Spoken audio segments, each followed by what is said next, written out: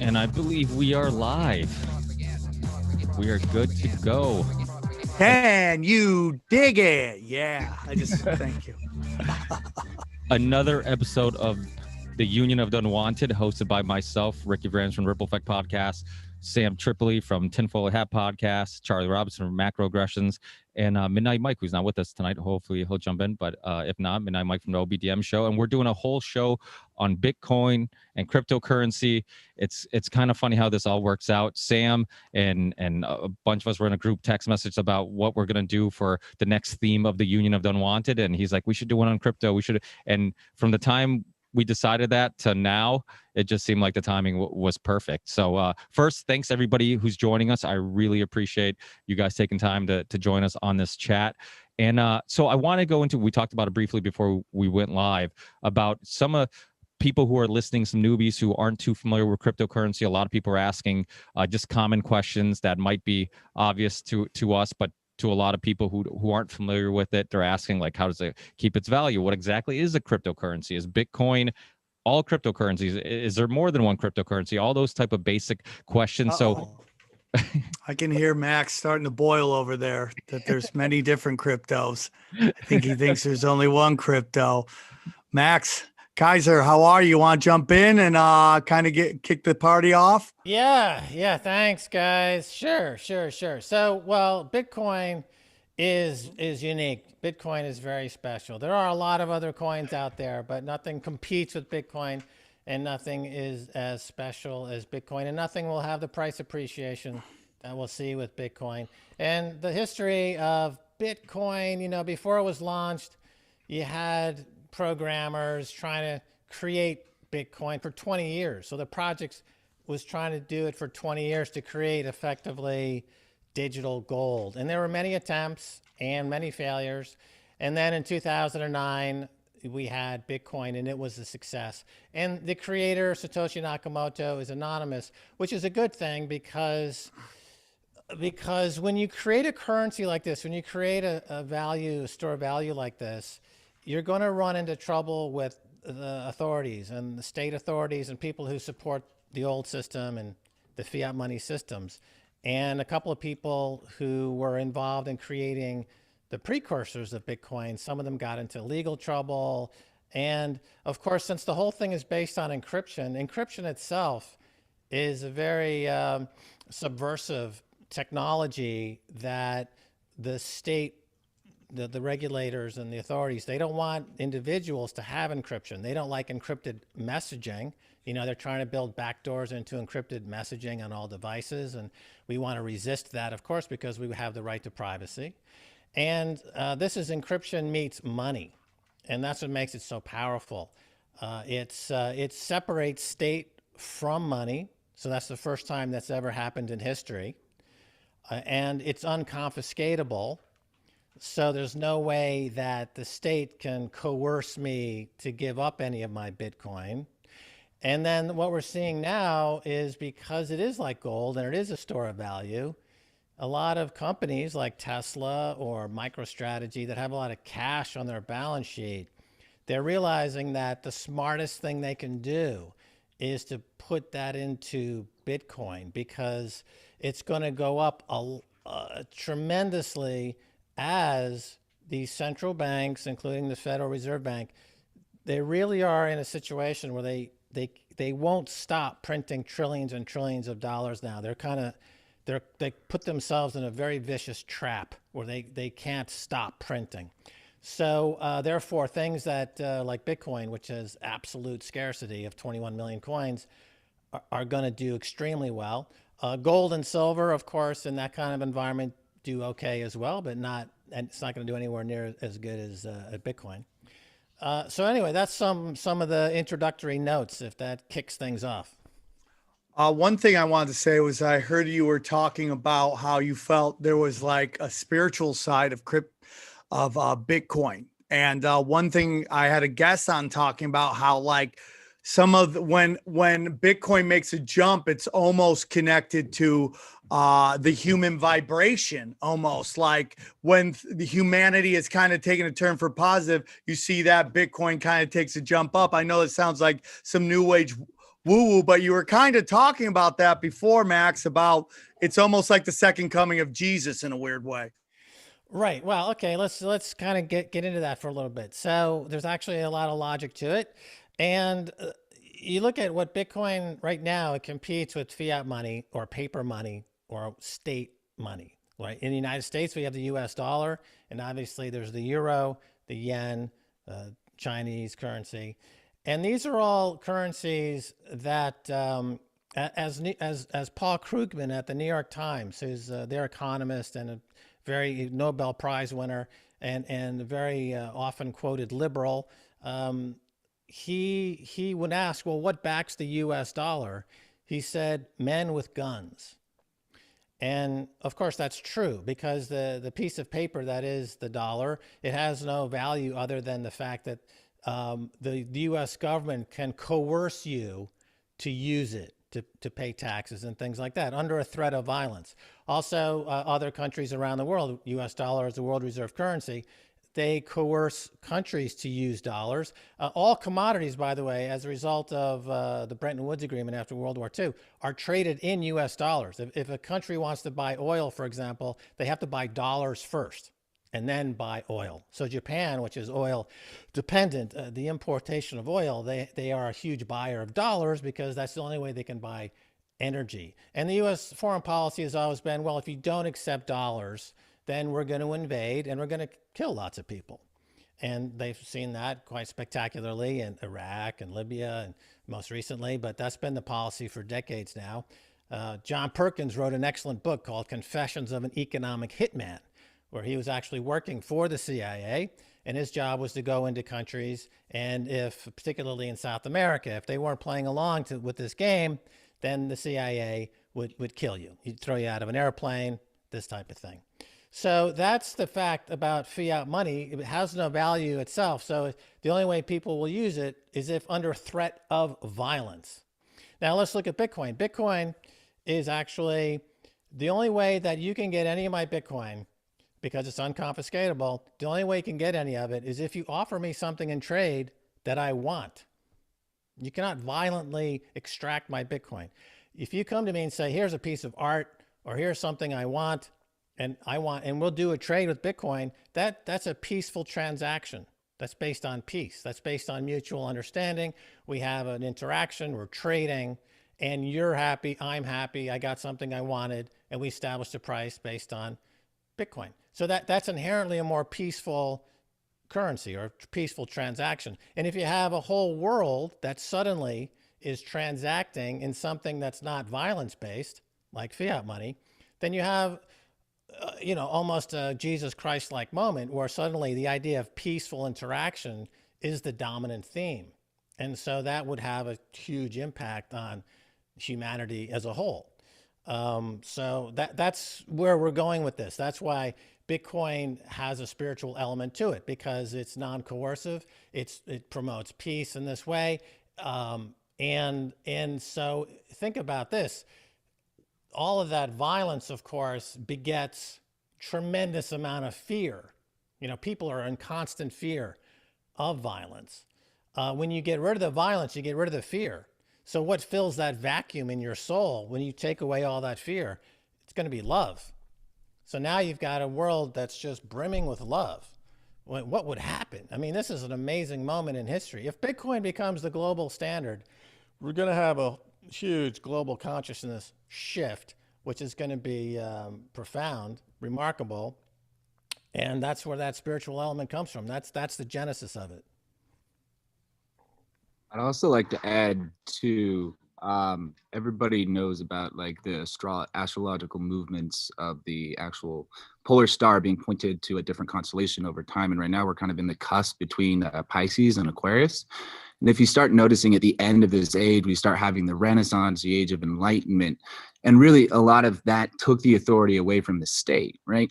And that gave people the ability to verify information through peer-to-peer transactions, right? Like the scientific method is a perfect example of that. And Bitcoin is kind of an extension of that, but in a full-blown economic system. So the spiritual element of it also is that, you know, when you see these big changes in the world and then positive impacts on Bitcoin, it's because Bitcoin is consistent with that new way of life that, you know, we're coming into with the Aquarian age, because Aquarius is it's an air sign. So it's all about mental, right? And the maturation of humanity. And if you really look at it, crypto has forced people to mature, because back in 2013, 2014, if you remember all the scams, I mean, we had to form our own little militias to protect each other from scammers, right? You know, I mean, it was a big thing, and it caused people to stop relying on the state and saying, hey, you know, cops, solve this problem for me or something else. They started relying on themselves and developed their own independence, you know, in their consciousness, right? Which is really important for a being to fully evolve and to Right. fully So the Renaissance is a really interesting analogy, because you're emerging from the Dark Ages. And I often think that we're emerging from a fiat money Dark Ages.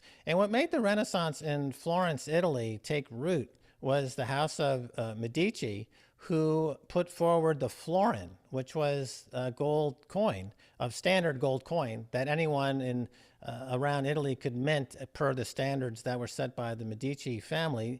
And they were the bank of the Renaissance. They were Leonardo da Vinci's banker, essentially, and Botticelli and all these people who were, I think it's Botticelli. Anyway, all these artists of the Renaissance were tied to the Medici Bank, who was tied to the florin. And so, again, jump forward to the 21st century, we have something similar with Bitcoin, in that it's universally accepted on its own merit, and it is bringing in a Renaissance 2.0. Stacy Herbert, my wife, often talks about this Renaissance 2.0, and it's the kind of the subject of our podcast. We do the Orange Pill podcast, and it's this is what we are trying to make this point, is we're post the red pill now. It's the orange pill. It's the Renaissance again, and we can really embrace it. Hey, Max, I want to jump in there real quick on the Medici as well, if I'm not interrupting anyone. I'm Tone Vase, by the way, guys. Been in the Bitcoin space for a while. Hey, Max, good seeing you again. I know. I don't know if you knew I was on. There's so many people here. Great job on giving a quick Bitcoin background. One of the things that, I think my history is pretty good. One of the things that made the Medici successful is that they were like one of the few banks that they refused to loan money to government. They refused to work with government. They were only working with private citizens. And because they knew back then that government has no ability to pay back any principal, because the government doesn't make anything. All they do is restructure loans. And to this day, no one has learned the lessons of what the Medici knew, not to lend to government. Right. Well, that's a good point. And as we said, Bitcoin separates for the first time money from the state. And that's a very profound movement. Now, before we had a tremendous advance, if you will, when separating the church from the state, right? So that was church and state separation. And that was the beginning really of the Enlightenment, which led to really the idea of government by and for the people that we all enjoy now. But now I take that to a step further. It's never been possible until Bitcoin to actually separate money from state. There's also another analogy which you can look at, I like a lot, is kind of like this punk rock attitude. Remember in the 60s and 70s, the rock and roll had become infected by prog rock, like Jethro Tull and Aqualung and all these really tedious acts like Electric Light Orchestra. And then the punks said, well, we can just make our own music. Fuck you. And it was fucking awesome. So with Bitcoin, it's like, we don't want state money. We don't want the violence. We'll make our own money. You know, Bitcoin, we're making our own money. It's unconfiscatable. It's immutable. It's uncensorable. And fuck you. There is an inherent underlying punk attitude of fuck you to Bitcoin that the state is just now starting to realize that there is now the possibility that their funny money, as Christine Lagarde called made that comment recently. It is potentially going to be go out, defunded, which makes sense because every single paper money scheme for 300 years has ended in zero. No paper money, no fiat money in the past 300 years has lasted, hasn't gone to zero or lost 99% of its purchasing power. That's never happened. Fiat money never works. So we're at that point again. All this paper money, the U.S. dollar and all the rest, they're all going to go to zero or lose 99% of their purchasing power. And the Bitcoiners are saying, fuck you. We have our own money. And I can do any transaction with anybody in this room with Bitcoin and nobody can stop me. The state can't stop me. I'm not going through a bank. So what do I need the state for? I don't. What do I need a bank for? I don't. So fuck them. Yeah, if you don't mind me asking a quick question, Josh Sigurdsson from World Alternative Media here. Max, I wanted to hear your thoughts on this. A lot of gold bugs and silver bugs. I'm a big fan of both gold and silver, of course, but a lot of people don't understand is we're not going back in time. Things are going digital, whether we like it or not. And we could either pick between a centrally planned cashless society or a decentralized, unconfiscatable, uncensorable future. And the importance of that point going forward, the differentiation between, because obviously there's going to be people listening that haven't looked into cryptocurrency much over the years, just hearing about Bitcoin mooning right now. And they're like, oh, I got to look into this finally, after telling people it was too late for the last 5 years. I wanted to hear your thoughts on the importance of the differentiation between, for example, what China's doing with social credit and, the enforcement of bank-backed digital currencies, and then the importance of decentralized cryptocurrency, specifically Bitcoin, going forward. Yeah, there's a lot in that, but let's start with gold. So gold is also doesn't need a state. It's not a state-backed money, right? It's universally accepted. You can go anywhere in the world and use gold. Gold is accepted as money. The problem with gold is that it has to be verified by a third party, because a lot of times the gold that you're receiving, and it's hard to know whether it's real gold. It could be fake gold. It could be tungsten wrapped in gold. It could be the weight could be wrong, etc. It could be stolen gold. You don't know. So that's an issue. It also has to be transported. That's a cost. It has to be insured. That's also a cost. And it's easy to confiscate. Gold, in 1933, gold was confiscated by Americans, 8,000 tons. That's what is in Fort Knox. Fort Knox is the gold that FDR confiscated from Americans back in the 30s. So let's look at Bitcoin. So it doesn't need to be verified. The transaction is the verification. It's a bearer instrument with no verification required. And it's on the completely transparent Bitcoin blockchain that is visible to all. It doesn't, the transportation and cost of transacting is minuscule. If you were to move $1 billion worth of gold, I was talking to a gold dealer about this last week. It would cost about $75,000, $80,000 if you really got a good price to move $1 billion worth of gold. The cost of somebody moving gold last week, they paid $2.50 to move $1 billion worth of Bitcoin through the Bitcoin network. And by the way, since the beginning of the Bitcoin network, over $10 trillion worth of Bitcoin is transacted. So it is a highly active value transference mechanism. Thirdly, with gold, anyway, the Bitcoin is superior to gold in these ways. And as you point out, it has these additional attributes that are better, that make it better than gold. It is this decentralized versus gold tends to be very centralized. Central banks own 33,000 tons of the above ground supply of 160,000 tons. So it is somewhat centralized, and the centralization of that gold also kind of fits to different power centers. Obviously, Fort Knox has 8,000 tons of gold, and it is backed and connected to the U.S. power structure, which, as alluded to before, does end up going back to the Pentagon, et cetera.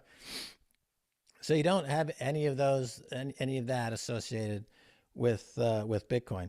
So it's decentralized, as you point out, and it is used in this electronic age, in this digital age. It can be used brilliantly as a gold substitute. It's also can be used as a fiat money substitute as well.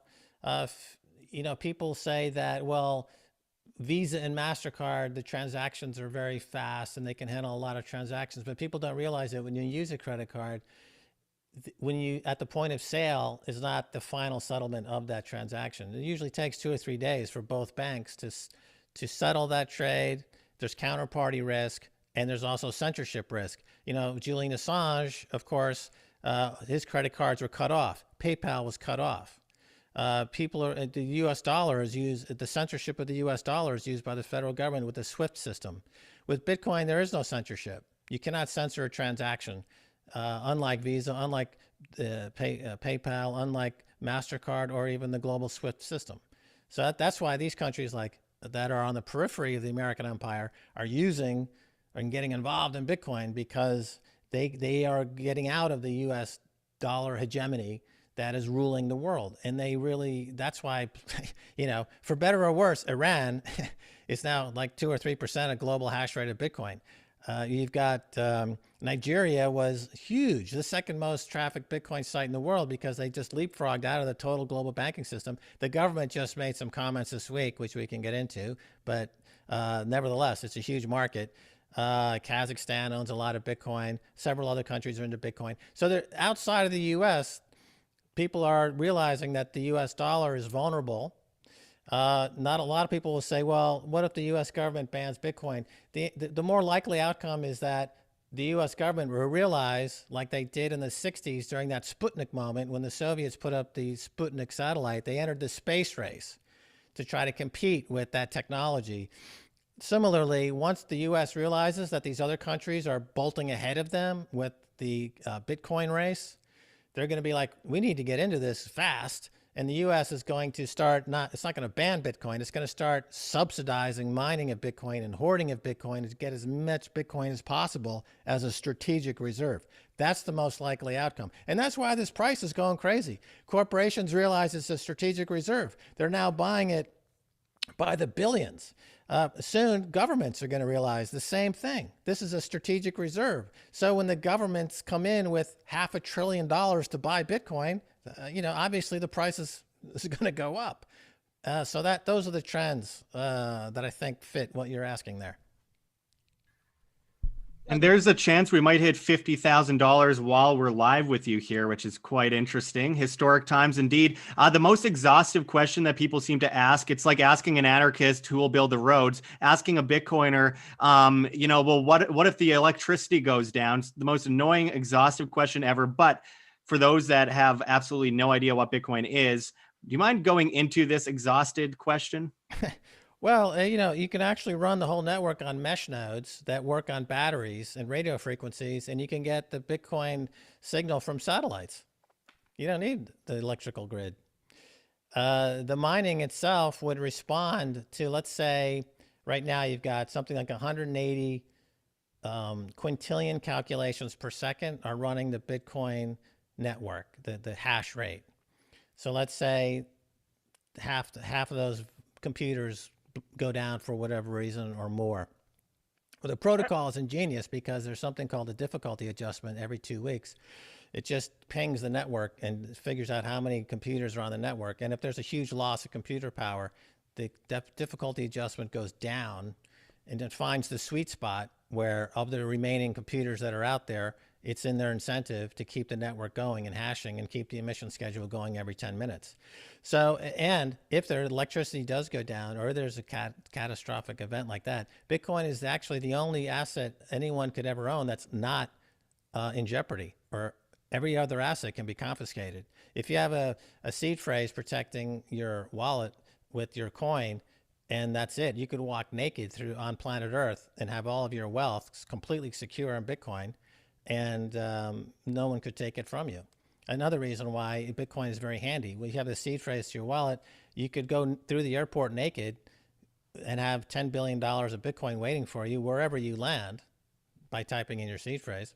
And that's obviously in a world that's highly volatile. That's something of great to have that ability as well. You can't do that with gold or silver. You can't move. I can't take $500 million of gold into the airport I can't take, a couple $100,000 worth of gold down to the John F. Kennedy Airport, right?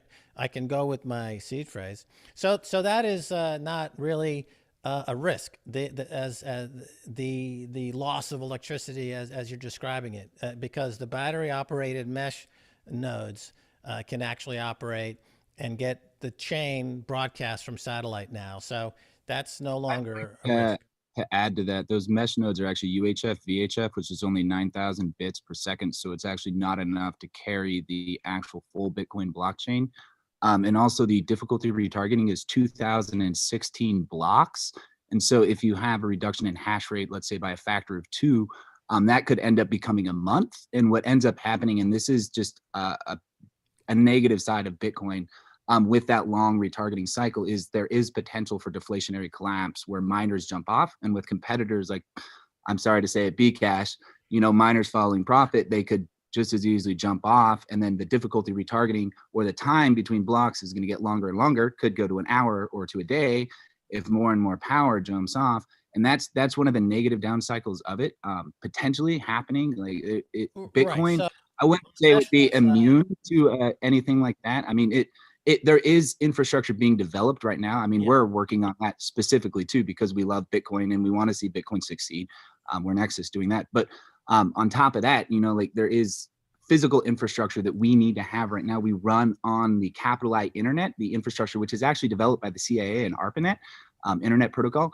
And it's very easily censorable. We're already seeing net neutrality. I try to sync some of my nodes. I get, hit with CenturyLink net neutrality already. So having a physical infrastructure of our own mesh communication network is really important for Bitcoin to be fully self-sufficient. And alternative energy is another aspect, which is really cool about the elements of Bitcoin that's really driving the world in the proper direction. Is people have this massive consumption of electricity. So they're actually using geothermal electricity. They're using geothermal cooling, Arctic cooling, in order to have kind of lower footprint and increase their environmental, consistency, so that they basically can make more profit by using alternative energy. So Bitcoin mining, in a way, is not doing the negative effect like some people say, is it's wasting electricity. It's actually causing people to innovate, to create new ways to bring electricity in and to communicate, such as, using satellites and other things. I just answer this question really, really quickly. I just remind people that if electricity goes out for more than 2 weeks, many nuclear reactors are going to go into meltdown. So you really have a lot bigger problems. Your Bitcoin will be just fine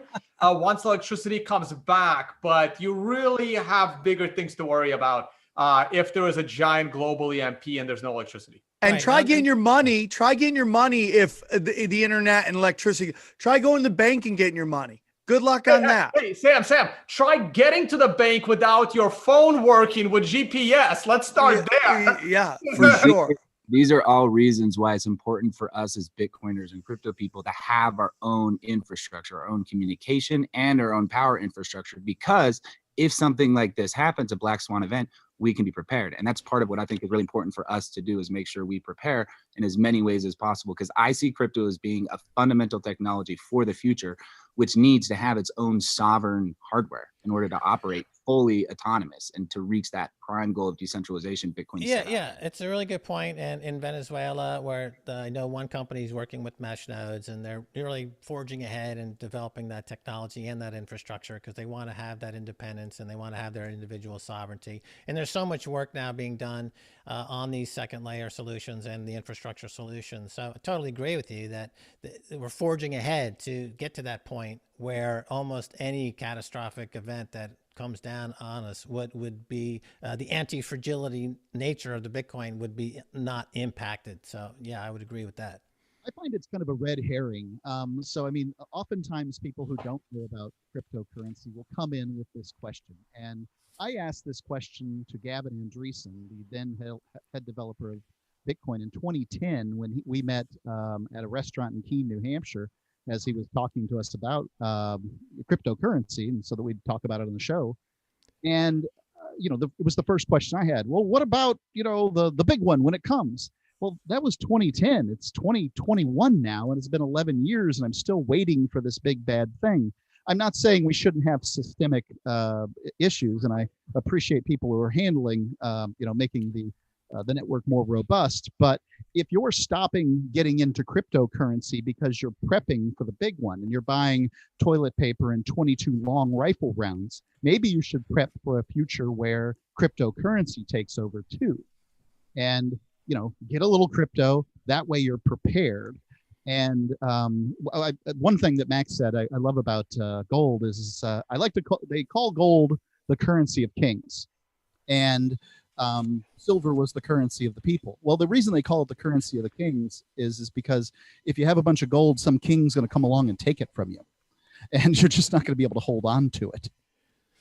Right, and that's all very good points.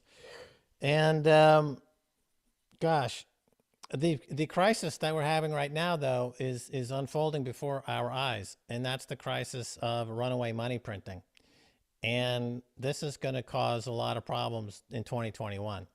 And Bitcoin is a solution for that problem. The possibility of a global electrical outlet and things like that are, on the periphery of, they're not high probability events. Whereas this money printing, rogue money printing is happening. It's not even a theory anymore. Something like 40% of all the money that the U.S. has ever created in its history happened in the last few years. It's just gone absolutely parabolic. I mean, that's a crisis. And so Bitcoin is a solution right now for that crisis. And that's one thing that I'm particularly excited about is the paradigm shift that seems to be happening as people wake up to Bitcoin being the safe play. Like for most of Bitcoin's 12 years of life so far, it was viewed as this risky thing that these hackers and hobbyists might tinker with, but it's clearly not for the mainstream. And now when we see how much money is being created and how much fiat is being pumped into the system, I think people are starting to wake up to the fact that there will only ever be 21 million Bitcoin, and there is an unlimited number of dollars that they can do that with. And so suddenly it's starting to shift, right? They're going to Bitcoin, MicroStrategy, Tesla, they're going to Bitcoin for the safe play to protect their wealth. And that's big. I mean, I'll jump in on that as well. I always had a slightly different take. All this money printing, I know Max and I have debated this for a while. The amount of wealth that has been destroyed by this unreasonable reaction to COVID is way more than the amount of money that they printed. So even though they printed like 20 trillion or whatever, they've destroyed more wealth than that. So net, society is not richer today, even in fiat terms, because of all the destruction that they caused. I think the driver into Bitcoin is more as a safe haven asset where people no longer have like a lot of respect for the politics, the US politics, especially with the clown show that was known as the US election that happened in November. And like the government just coming in and being tyrannical across all of the developed world. And I think that is the bigger driver of Bitcoin rising, not necessarily the fact that money was printed to make up for the money that was destroyed. Right. Well, this gets into the debate of inflation versus deflation. And going back to 2008 when all that money was printed and the consensus was that this is going to cause a lot of inflation, but we didn't see the inflation, and the government claims that there's deflation and that they're fighting deflation, and they print a lot of money. And Sam, at the top of this episode, he was talking about something I talked about on another podcast in terms of what I call interest rate apartheid. And so this kind of squares the circle on how, I mean, essentially I agree with Tone. And to me, this is kind of like the 360 spectrum of what this inflation deflation debate is all about, in that banks are a huge, you look at the rates that are charged for mortgages and credit cards give you an idea of what's going on here. Interest rates over the past 20 years have gone down, right? Paul Volcker, when he was running the Fed, he had rates at 20%. And under Reagan and Alan Greenspan, they've been going down ever since. And their 10-year bond is like under 1%. So rates across the board, because the interest rate complex moves together, interest rates have gone down across the board with one notable exception, and that is credit card interest. Credit card interest has been 16, 17, 18% now for for many years. It never seems to go down. And there's a really good reason for this, is that banks who get all the bailout money, they're also in charge of distributing it to the real economy. When they distribute it to their clients who are real estate speculators, and then they keep part of that real estate on their books, they'll charge them a mortgage rate of 3% or less. When they are distributing it to their other clients who are not asset holders, they are just consumers, they're workers. They're part of the 80 or 90% of Americans who don't really have any assets at all. They charge them 18 or 19% on that credit card.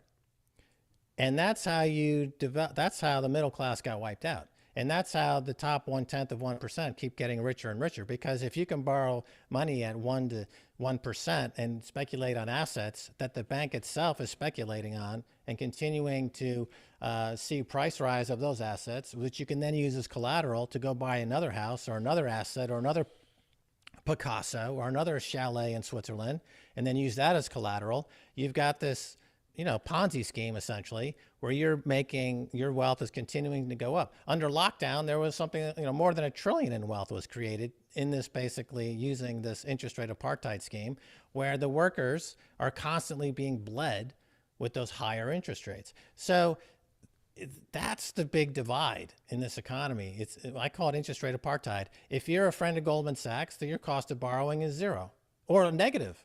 JP Morgan actually gets paid to borrow money. They have a negative interest on their money. But if you're just a working person and you're hand to mouth and you have a bank, you miss a payment at the bank, you get charged a fee, you're on your credit cards at 17, 18%, and you're just sinking down into that hole. It's going to keep getting deeper and deeper. So that's where the deflation. So you've got deflation in what Tone Vays is describing. The economy is collapsing, it's kind of deflating, but you've got inflation in the asset values that were making people spectacularly rich. So it's a combination of these two, which you could call biflation, perhaps, or it's two worlds. We live in two worlds. America now is two worlds. We've got peasants and we've got oligarchs. Let's be honest, that's America today. The oligarchs borrow at zero. The peasants are borrowing as long as they can at 18, 19% until they're living on the street. That's what's going on. So, I think it's important to make a distinction between money and currency. And I think everyone here, a lot of people know that distinction, but money is actually backed by something, and the currency is what the U.S., the Federal Reserve, not this U.S., that what they just print out or make up out of, just putting ones and zeros on a piece of paper.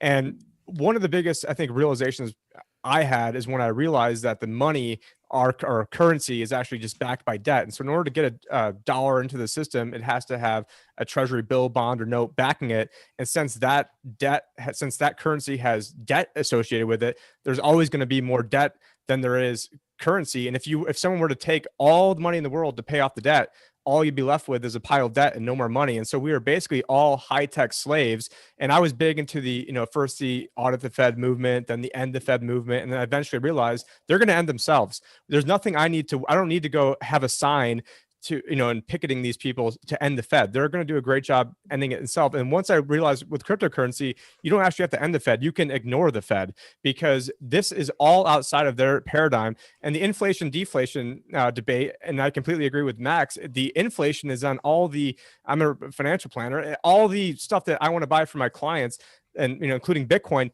though that is going through the roof, and it's all the the cell phones and other crap and little tchotchkes and stuff like that. There's deflation in that, but the system cannot have deflation, because if there's deflation, the entire house of cards goes down. And so that's why they are aggressively printing more and more money. There's no way out of it. There's mathematically no way to get out of this. You could tax everybody 100%, assuming they still work the same, which they wouldn't, and you cannot get out of debt, because money is debt. And then once you realize that money is debt, it's a complete different paradigm shift. And so I think we need to really help educate people on the fact that the currency is debt.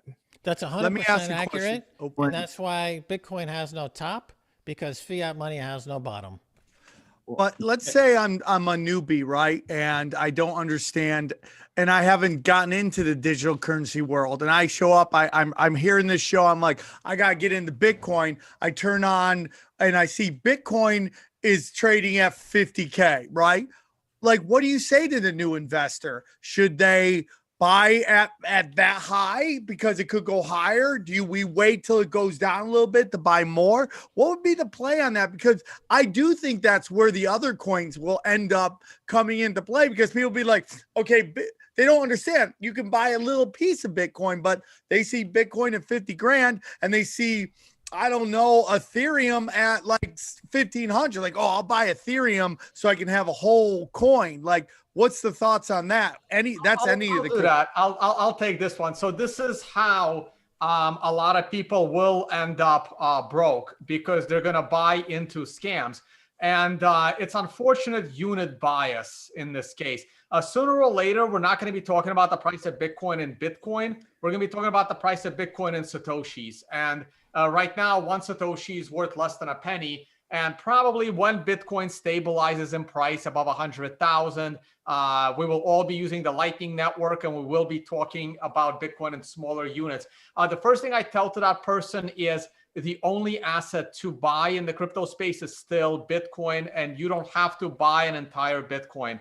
Start slow, just commit to $50 a week, $100 a week, whatever you can afford every week. Just set up an automatic payment. There's Cash App, there's Swan Bitcoin, there's River.com.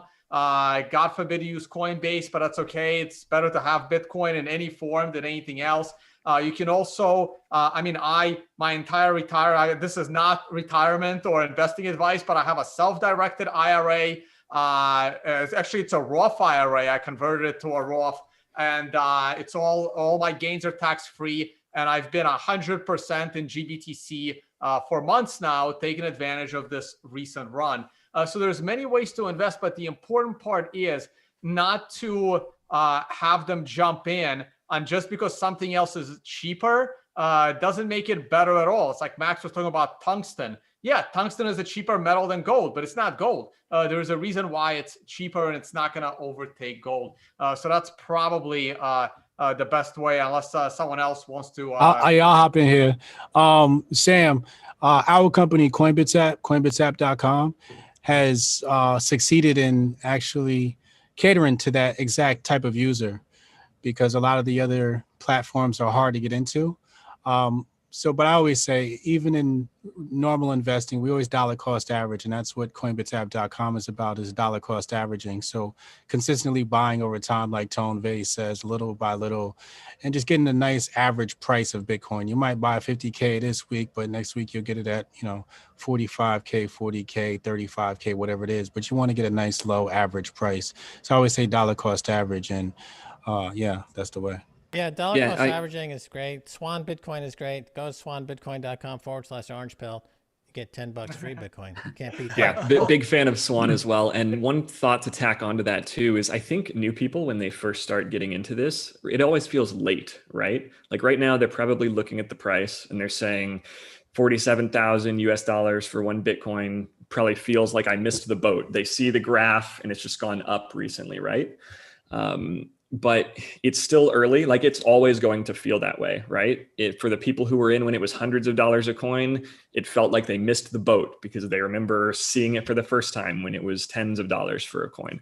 And I think it's going to be that way all the way up. And if you zoom way, way out to the grand scheme of how this could all play out, I think you're early if you're able to convince people to trade your dollars for their Bitcoin. That's a sign that you're getting in early. At some point, that will no longer be true. Society will no longer be willing to trade this precious, scarce Bitcoin stuff for all these dollars that are abundant. And so if you buy with dollars, you're early. Yeah, once they won't trade Bitcoin. Yeah, once you leave Bitcoin, the risk goes up almost exponentially. Exactly, Max. What's happening with, let's put it in perspective, for example, here. If you're going to look at where Bitcoin could go, compared to gold, for example, well, gold is, $7-8 trillion in a market size. Well, if it hits that, your Bitcoin price would be around 350, 400 and something thousand. Right. So, and, people are getting into Bitcoin, corporations, central banks, everybody will get into Bitcoin to hedge against their own inflation or their fiat trash money that they, print nilly-willy all around the world. So I think, the upside potential, and at one point we're just going to be trading, Bitcoin forth and back without even carrying on whatever fiat price because fiat is gone. Right. The upside for Bitcoin is still 20, 30x from here. It's still enormous, and it's the least risky of all of them. Once you step away from Bitcoin, your risk goes up. I mean, look at Ethereum, for example. Nobody knows how many are outstanding. It's a completely nebulous number that nobody knows. They've already reversed transactions in the past, and there's a central point of failure. So it's incredibly risky when you compare it to Bitcoin. And it's infinitely inflatable. Like it'll print forever. Like there is no limit to how much Ethereum there will eventually be. It just keeps going and going and going. And that Ethereum's central banking. Uniquely, Bitcoin has no center to attack. This is the only one that has no person or group of people or foundation that can be attacked and taken down. And that's a virginal birth only happens once. You can only create absolute scarcity anonymously once. That's Bitcoin. Everything else has been like a fake Rolex trying to compete with Bitcoin, and they don't, there's just too much risk. It's just, I'm not willing to accept that risk. You could say, well, this coin's going to outperform Bitcoin in the next 2 weeks. Just not willing to take the risk. I'd rather just own the best in class and sit on it and take I've been buying this since it was $1 back in 2011. That's when I got into it. So you're telling us you're rich, is what you're telling us. I was rich before I started buying Bitcoin. I was a stockbroker on Wall Street during the 1980s. But as an asset class, it is a remarkable achievement in both monetary achievement and technological achievement. It's like gold meets a messaging app. Oh wow, it's now the global standard for wealth. This is an amazing moment in history. As we said, it's peaceful compared to the violence attached to fiat money and the violence attached to gold, right? It's a peaceful revolution. So it's beyond just wealth. I mean, you change the definition of wealth with Bitcoin, because you get everyone I know has been in Bitcoin for 10 years. It's already made more money than they could ever dream of anyway. So now they're asking themselves, what do I want to do with my life? Because money is no longer the issue. So you know what I really want to do? I really want to build schools in Africa. Was a friend of mine at Paxful. They do African Bitcoin transactions. They're building schools. That's what they really want to do. You get past money. You get past it.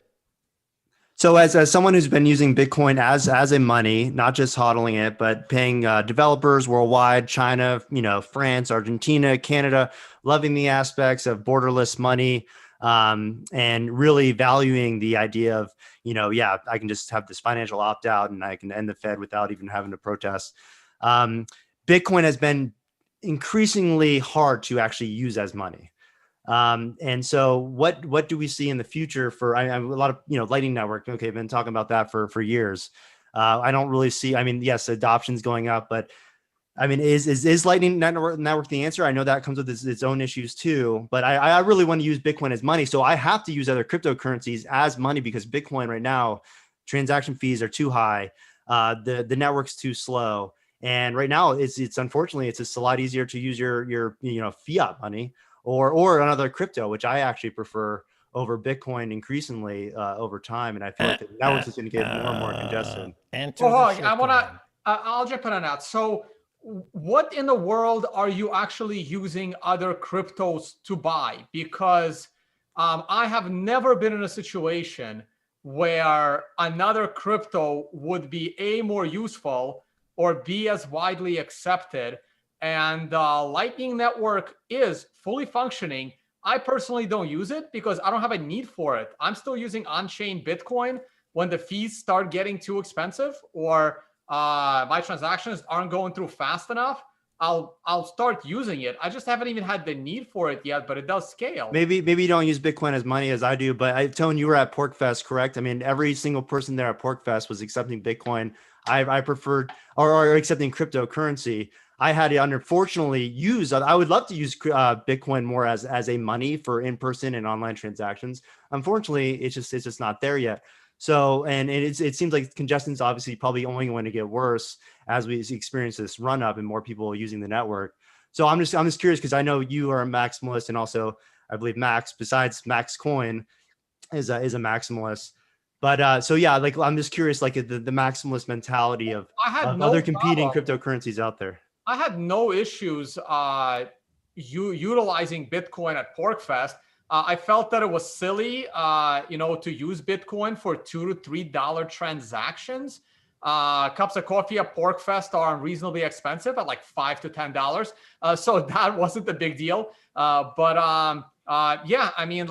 Next year, by next year's PorkFest or the one after, people will be using Lightning, or they should, because any person that has been using any other cryptocurrency the last few years at PorkFest and held down to that cryptocurrency is poorer now. So what the hell is the point? They should have taken the inflatable US dollars. They'd have more money. Okay.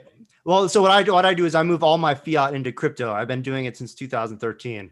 So I want to use crypto as a money, not just to hodl it, not just as a nice savings. I want to get out of banking. We've been unbanked for years at a time. Again, just paying employees. And we love giving crypto, like for instance at PorkFest, like I want to give the coffee vendor $3-4 for a cup of of coffee. Well, I want to give them Bitcoin. And myself, I've been paying developers in crypto for like 5 years now, and I can't do it in Bitcoin. Yep. Yeah. I did it initially. Have you guys tried Lightning? This drives back. Guys, that's ridiculous. I mean, I've been using only Bitcoin. It's just not a believable scenario. They just don't. It's believe not. it. No, it's not. I mean, we're living it. No, I don't. Yeah, I've been doing it for 5 years. You guys seem to be more of the hodl. All right, hold not on. believable. Everybody's talking at once. Go. Whoever started the conversation. I have to call bullshit. There's no way. Tony, chill. This isn't a show we call bullshit on. It's a conversation. Okay. Everybody chill out. There's no way you can say you have a problem paying developers with Bitcoin, because that's not a $3 transaction. Okay. Because I paid No, man, I don't think you live in my world. It would take a while to explain. But initially we did. How cheap are your developers? Please explain. We don't have time for that today. But you can pay. What do you mean? You can pay developers $50 an hour in overseas. It's just a made-up story. It's not. It's you're okay. So you're not calling me a liar. Anyway. Okay, let's not fight. Wait, guys. Hey, everybody. Okay. We'll mute Start. There's Kingsley, two types go. of Bitcoiners. Okay. Here's a good example. We have an app, float.app. Joinfloat.com. Anyway, we've been supporting Bitcoin since day one. We launched, we went through Boost VC. So again, I've been buying Bitcoin, tipping people on Reddit, $5 Bitcoin back when Bitcoin was like $20. And when it worked out as well as the money. We have super chats on our app. We're live streaming. We have Tim Pashot, who's live streaming on our app right now. We have peer-to-peer super chats, so people can send people tips, small amount of tips. Right now, we're experiencing the issue, and maybe we just need to adopt Lightning. We obviously have been looking into it, but when it comes to on-chain transactions, I mean, man, it's so frustrating. Like, transactions they take a while. You want to give someone a $5 tip, and it costs you $5 to send it. So all I'm asking is just like what you guys think. You guys are the brains of Bitcoin. So is Lightning really the answer, or are there any other technologies that are coming out? Because right now, like we're going to have to actually onboard other cryptocurrencies because of what we're experiencing as far as tipping on our social platform. Thank you, Kingsley, for that nice question. Does anyone have an answer? I have an answer. Okay. It doesn't necessarily cost $5 to send. I have not paid $5 for a transaction. I think since 2017, transactions will cost about $1 or $2. How often are you tipping people on chain for $5? It is a terrible use case for a blockchain. Absolutely terrible. To waste valuable resources for a $5 transaction. This is why Lightning is the solution. You don't need a dozen solutions. You need one really, really good one. Just like you don't need 18,000 cryptocurrencies, you need one that is actually good and decentralized. And this is what people are working on. Lightning is the solution. You should be looking into that for any kind of a small transaction. By onboarding a bunch of other cryptocurrency, you start to increase your technological risk of your platform exponentially. you also start to, you're going to end up in a situation where most people don't care about these altcoins. They're just going to immediately convert them on the fly into whatever they actually want, which is Bitcoin 99.9% of the time. You're just creating a giant headache for yourself and your company. And then you're just going to end up deplatforming all of them in the very near future. I mean, if you want to waste company resources to onboard a bunch of altcoins instead of focusing on Bitcoin, then that's your, business plan. I mean, Lightning is certainly usable, and it's becoming more usable every day. So I think that's going to be solving a lot of these issues that you're talking about. And within that Lightning, there's so much going on, right? I'm talking with Adam Curry, and Adam Curry is putting together and working with this app called Sphinx Chat, which is streaming Satoshis. So people listen to the podcast, and you can elect to get either one Satoshi an hour or any limit per Satoshi per hour. So for every minute that they listen to my podcast, I'm being streamed Satoshis over Sphinx Chat. So that's over the Lightning Network. So that is brilliant use, and that's opening up a whole nother category of podcasting and things like that.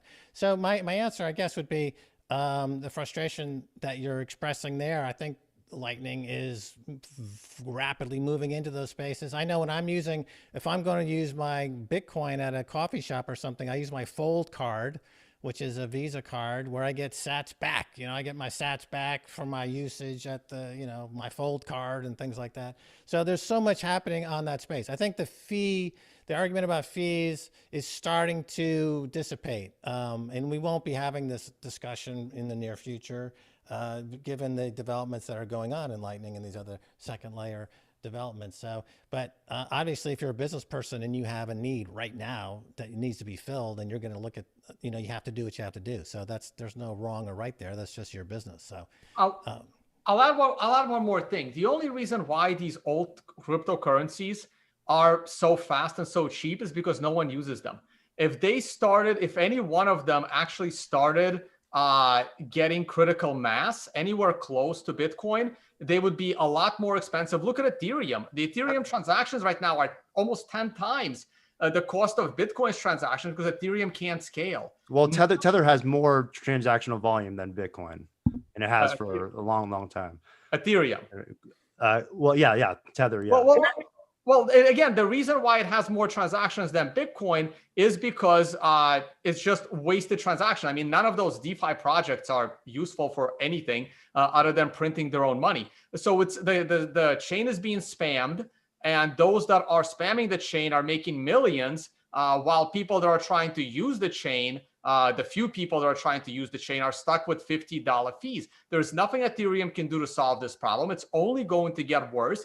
And that's going to be true for all of them. Also, when you look at other cryptocurrencies that are cheaper, somebody mentioned Bcash earlier, you have to keep in mind that these blockchains, the fee, you're thinking about a fee in dollars, but the fee is actually in the units of the currency. The smallest unit in Bitcoin is the Satoshi. The smallest unit in Bcash, I call it the VAR. That's the equivalent of a Satoshi. But the VAR is like 99 times cheaper than the Satoshi. So by default, your transaction is going to be ridiculously cheaper because the currency that the transaction is being calculated in is significantly cheaper. So there's a lot of bias going on that creates this illusion that this other stuff is faster and cheaper, but it's insecure and nobody uses it. And that's why it's just an illusion that they're faster and cheaper.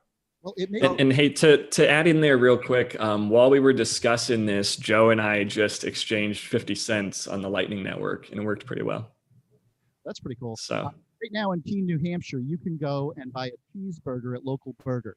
And then you can walk across the street to Corner News, where you can pick up a newspaper, a soda, and a bong, and then walk off to Motosua, where you can get your hair cut, because cryptocurrency activists care deeply about cryptocurrency, have set it up so that you can do all these transactions in Bitcoin Cash, Dash, a few others, and they're out there and they're happening.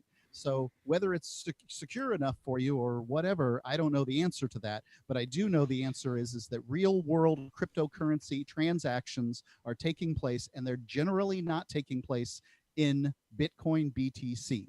And I hope that my first love, Bitcoin, can come back and fix this problem for me, an end user, a guy who spends the coins that he has, because I believe this is a currency more than I believe it's an investment. Maybe I'm wrong, because it certainly made me a lot of money in an investment. But right. Well, the history of this goes as money, right? It's, all money starts off as a collectible, then it becomes a store of value, then a medium of exchange, then a unit of account. So Bitcoin is in the store of value phase and transitioning to the medium of exchange phase. And this discussion about alternative types of systems and coins, et cetera, one way to look at it is to take a step back and see where these coins are going to be in a few years. And the reason I ask this is because what we see happening in Bitcoin is it's basically monopolizing the hash rate. You know, that hash rate of Bitcoin is now approaching 200 quintillion calculations per second, and it's literally gobbling up all that hash rate. For the hard forks of Bitcoin, there's hardly any hash rate in those coins at all, and they're going to die off. They're going to just wither and die because there's not going to be any miners. There's not going to be any hash rate, and it's just not going to be used. At the same time, Lightning networks and second layer are developing on Bitcoin. So at the moment, there's a transition period, but I can look, if I look at the bigger picture here in terms of where the energy is going, it's going into Bitcoin. And because it's the most secure and all the other reasons that people are moving into Bitcoin. And when Elon Musk buys Bitcoin, he buys Bitcoin. When Michael Saylor is going to move into Bitcoin, he buys Bitcoin. When Mass Mutual decides to go into Bitcoin, or Paul Tudor Jones, it's all about Bitcoin. And that increases the price, it increases the security, it increases the dominance, and everything else is just going to fade away. So right now we're in a transition period. There's still some residual conversations about fees and this type of thing, which has been around for a few years. But as Bitcoin establishes its complete dominance in this, all these things just fade away. So this conversation will just end up being completely dead within 6 months, but there's still a few vestiges of it, but it's going to die. I have something I'd like to say real quick. So I've been listening. I feel like first time caller, long time listener, Charlie and Sam, you guys are badasses. Love your show. And I'm thinking about your audience and what they need to hear. And first of all, fuck the state, fuck central bankers. Okay. Let's just get it out there. That's why we're all here. I think that's really important. And so when I'm thinking about like what your audience needs to hear is that this is not about a get rich quick scheme. This is about taking power back. And Bitcoin is this vehicle for us to do that. This is incorruptible, uncensorable. This is for the people, by the people. And I've heard a lot of the pros and cons and some of the pushback. And you guys just need to know that I listen to your shows, and so many times we hear a lot of the problems that you guys are talking about. And it's like the way to fix a lot of the problems that you're talking about, you know, you talk about corruption and censorability and all kinds of crazy things. And I just want to scream through the podcast, Bitcoin fixes this. And I would almost challenge you, Sam or Charlie, you know, give this group of Bitcoiners one example, and we can tell you how Bitcoin fixes this. Besides like interdimensional reptilians or some bullshit like that. Give me one example of a world problem. And I believe that honestly and thoughtfully, this group of Bitcoiners can say a way that we can come back and fix that through sound money. And the last thing I want to say is, like, Sam, at the beginning, you were talking about spirituality and how Bitcoin is bringing about this big revolution. And there's been a lot of really thoughtful people who put a ton into this. And Max, I think you did a great job. And I just want to add on to what you were saying. Bitcoin changes you as an individual. It's the most powerful meme that mankind has ever seen. And what I mean by that is that once you see the meme of decentralized money, it changes your worldview and you can't unsee it. Due to the nature of Bitcoin being, hard cap money, it's designed to pump forever. And that one fact alone, it is built on number go up technology. That one fact alone changes human behavior. The fact that now that you know that Bitcoin exists and number go up, every decision that you make monetarily and with your own personal life, you're going to be thinking about the future. How much more Bitcoin can I stack? Should I offset buying the stupid pair of Jordans so that I can stack more coin? Should this is just going to allow humans to coordinate and put value on things with a longer time preference. So thank God for Bitcoin. Fantastic book, Tone. Yeah, Sam, that's not for you. Get this book. Check it out. It's a very thin book. It's awesome. But hey, the last thing I would say, another book to recommend that us Bitcoiners love to preach about. It's called The Sovereign Individual. You may have heard about it. It's written in the mid-90s, but it's built on the thesis that cryptography and microprocessor is going to usher in a new age of prosperity for mankind. And Max was touching on the power of cryptography earlier. The fact that Bitcoin is uncensorable and unconfiscatable. And that's all powered through cryptography. And a couple of the pods you guys have talked about recently, censorship resistance, running your own nodes, your own like self-powered internet. Bitcoiners are building all of these things that you're talking about. It's just maybe we haven't connected the dots between like your community and the Bitcoin community, but guys, it's right there. It's the carrot on the end of the stick. I think that we could do some great things together. I got a question. So we talk about the difference between Bitcoin and fiat and immutable security, scarcity, etc. So my question is, what is Bitcoin backed by? I'll take it unless Max wants it. So Bitcoin is backed by the fact that it's the first really decentralized asset. Now, what does that mean? So what backs Bitcoin is the fact that it is the trust of the network that it's trustless. And that requires three parts that make it decentralized.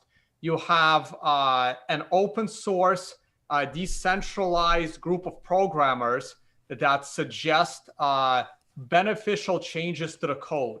That code needs to be accepted by the miners that are spending ridiculous amount of money on electricity, solving these math problems to process the transactions. And they do this to earn new Bitcoin and get the on-chain transaction fees. But they alone cannot force a change onto the system because people like myself and maybe one or two others on this stream, hoping Max is, running a node. So people like myself enforce, Stefan, you're on a node, awesome. We enforce the rules. So I choose what rules of Bitcoin to accept. So node operators are the last line of defense. And there's about 100,000 node operators right now around the world. We all keep a full copy of every Bitcoin transaction that has ever existed, and we all need to sync up. So this three-headed decentralized monster creates this trust system in the fact that it's trustless and no one is in control. And the only thing that a currency really needs to be the world reserve currency is confidence of the people that it works. It's not the US military, it's not the taxes, it's none of that. No currency was a world reserve currency because of its military power. That's not true. The US dollar is a world reserve currency because it has been, up until November, the most politically stable, most economically stable major country in the world. That is what makes. I have another question after this too. Their currency, and that's going to end very, very soon. Max, did you want to tackle that? Yeah, let me just tag on that. So the question is, what backs Bitcoin? So to me, when I'm asked this question, I always ask, I ask a question: what is money? Right. So you have to ask that question first. So I asked that question: what is money? Well, there's three right now. We're dealing with basically three possibilities. There's fiat money, gold, and Bitcoin. And I think we can safely say that fiat money is a problem because there's an infinite supply, essentially. And it's being used in ways that, and for every problem that comes up, the answer is to print more money, right? Right now we're in an era where it's like, oh, universal basic income, modern monetary theory, money theory, forgave student debts. It's like there's just going to be no end to it. It's just going to be money, money, money. This happened in 1971, actually, because up until 71, the US dollar did have some connection to gold, but then in 71 it was severed, and it's just all paper now referencing other paper. So get rid of fiat money. That's fiat currency is not money. Okay, what about gold? Gold is money. It's because over thousands of years, people are willing to trade it in exchange for goods and services because they have confidence that if I take gold for goods and services, that gold, I can, if I hold it for a period of time, like a year or 5 years or 10 years, I can still use it as a medium of exchange. It's portable, it's divisible, and that's what makes it money. I have confidence that I can hold on to it for time, so I can move my value through time with gold. I'm moving it through time. Paper money, I can move it through space, but it doesn't have any, it's not a store of value. So that brings us to Bitcoin, which you can move through time and space. It's like it has the value that is recognized by others. Others will accept it. What backs Bitcoin? What backs it is that somebody else will accept it. That's what backs it. Initially, back in 2009, very few people would accept it. It was too weird.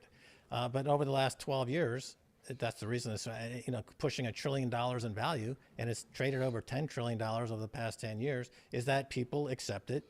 They equate it to gold, and that's what gives it value. The value is based. What backs it is backed by the fact that people accept it.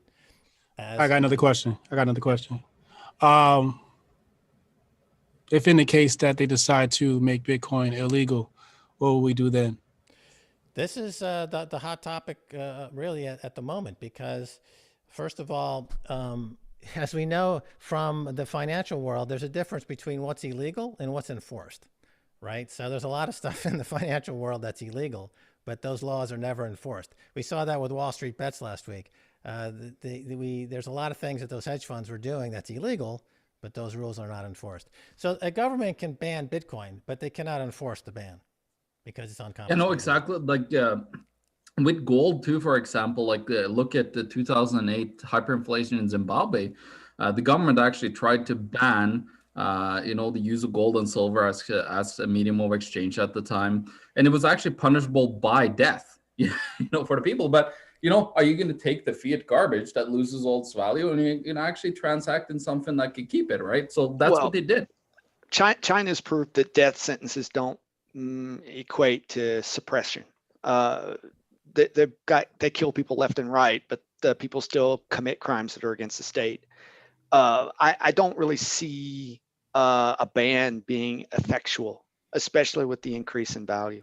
Plus, as I said earlier, the tendency is the opposite, because we have, like, the state of Wyoming is now becoming a full Bitcoin state. Wyoming is to Bitcoin what Colorado is to marijuana. So Colorado went marijuana friendly. Now you've got many states marijuana friendly. It's going to be a federal law. It's going to be marijuana friendly. Wyoming is introducing pro-Bitcoin legislation. It's pro-Bitcoin banks, and it's going to spread to other states because the business is going to boom, and then America will be pro-Bitcoin. And as I said before, the tendency is going to be like, you know what? We don't have enough Bitcoin, just like you don't have enough Bitcoin. And a lot of people don't have enough Bitcoin. The government's going to be like, we don't have enough Bitcoin, and these other countries have Bitcoin. We got to go out there and get some Bitcoin. So it's going to be the opposite. They're going to be scrambling for Bitcoin. And this says sort of tertiary benefits. Like, I believe it was 5 or 6 years ago, they were talking about making it legal for there to be digital signatures on contracts. And that was directly as a consequence of Bitcoin. That wasn't anything else. Right. There's a huge business, right? DocuSign became a multi-billion-dollar industry just doing digital signatures. So it's an encrypted digital world. And all these valuations are skyrocketing as a result of all of that. And Bitcoin is the native currency of that new world. And that's the money of the new digital world. And we all live in a digital world. We all live in an encrypted world. We just didn't have the money for it. Software and digitalization has disrupted everything in our lives for years. Every corporation is essentially a software company. Every car company is a software company. Every agricultural company is a software company. Every logistics company is a software company. Every company is a software company. The only thing that's not completely software is money up until 2009. And now money is software. And it matches every single industry that is also all software, and all software is eating the world, and Bitcoin is eating the world, and that's the world we live in, and people accept it as money, and as long as people accept it as money, it is money. That's what money is. People accept it as money. It's confiscatable, it's immutable, it's uncensorable, and it's got everything you would want in gold, but it's absolutely scarce, and it's better than gold. And that's why these corporations who have a lot of cash in their balance sheets are saying, wait a minute, I have a choice. I can use that cash to buy back my own stock and give myself executive stock options that are going to make me $1 billion, or I can use that cash to buy Bitcoin and make myself $5 billion. So they're choosing Bitcoin. It's actually more profitable to buy Bitcoin than to buy back your own stock with free money from the central bank. Max, let me say this real quick. Let me say this. I think that for this audience, okay, I'm thinking Charlie and Sam, the people watching your show, there's one of two choices that we as humans and Americans have to make. We're going to go down the path of centralization or decentralization. Okay. That's the choice. If it's centralization, we can carry on with what we've been doing. Okay. We can have more money printed go burr, more censorship, more surveillance, more of all this bullshit that we keep bitching about on all these podcasts. The alternative is a decentralized future. Bitcoin is that decentralized option. There's no other option. All these other shit coins are centralized. They have single points of failure. So listen, decentralization with Bitcoin, it is in line with American values, with the individual, with libertarian values. So I just implore your listeners, if they're out there, follow some of these great thinkers that are on this podcast, follow some of their pods, and do a little bit of research, because there's only one of two options, centralization or decentralization. If Bitcoin is the best chance, there is no alternative. I mean, the government bans lots of things and the price just goes up. I mean, the government's banned drugs, but the government's banned, alcohol at one time. It didn't stop people from drinking alcohol. And I mean, just to think, the government has banned people from walking around not having masks on. And I actually wore a mask about a year ago today, flying back from Acapulco, and I haven't worn a mask in 7 months because they told me you have to wear one. And to the point of smart contracts and legalization. Out here in Arizona, we're actually seeing smart contracts are legally enforceable. A few other states are legally enforceable. So we're seeing lots and lots of innovation when it comes to that. But I do want to make a point about the Lightning network. Isn't that sort of centralizing the network? If now we're having different points. Well, those are federated nodes, right? It's just different security trade-offs at different layers. Like if you want ultimate security and if you're buying a house or some huge purchase, then absolutely pay the fee and wait the time to do that on chain to get maximum security through that settlement process. Right. If you're buying a coffee, then maybe your security considerations are different. Yeah, exactly.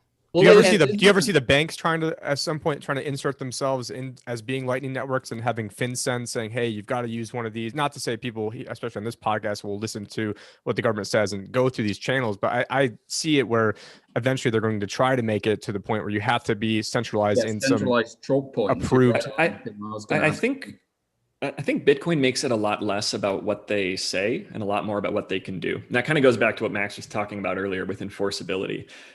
That the fantastic book that Joe shouted out, The Sovereign Individual, I do just want to double down on that recommendation, because that book changed my life and it changed how I view Bitcoin and Bitcoin's impact on the future. Well, there's definitely a lot of this discussion of banning and the government, et cetera. But remember, this is happening at a time of enormous dissent all over America from coast to coast, and this emerging poverty-stricken class that's being squeezed out, right? There's a lot of people out there that are very angry, and all the disparate groups out there, protest groups, and they all have one thing in common. They're being screwed over by fiat money and banks.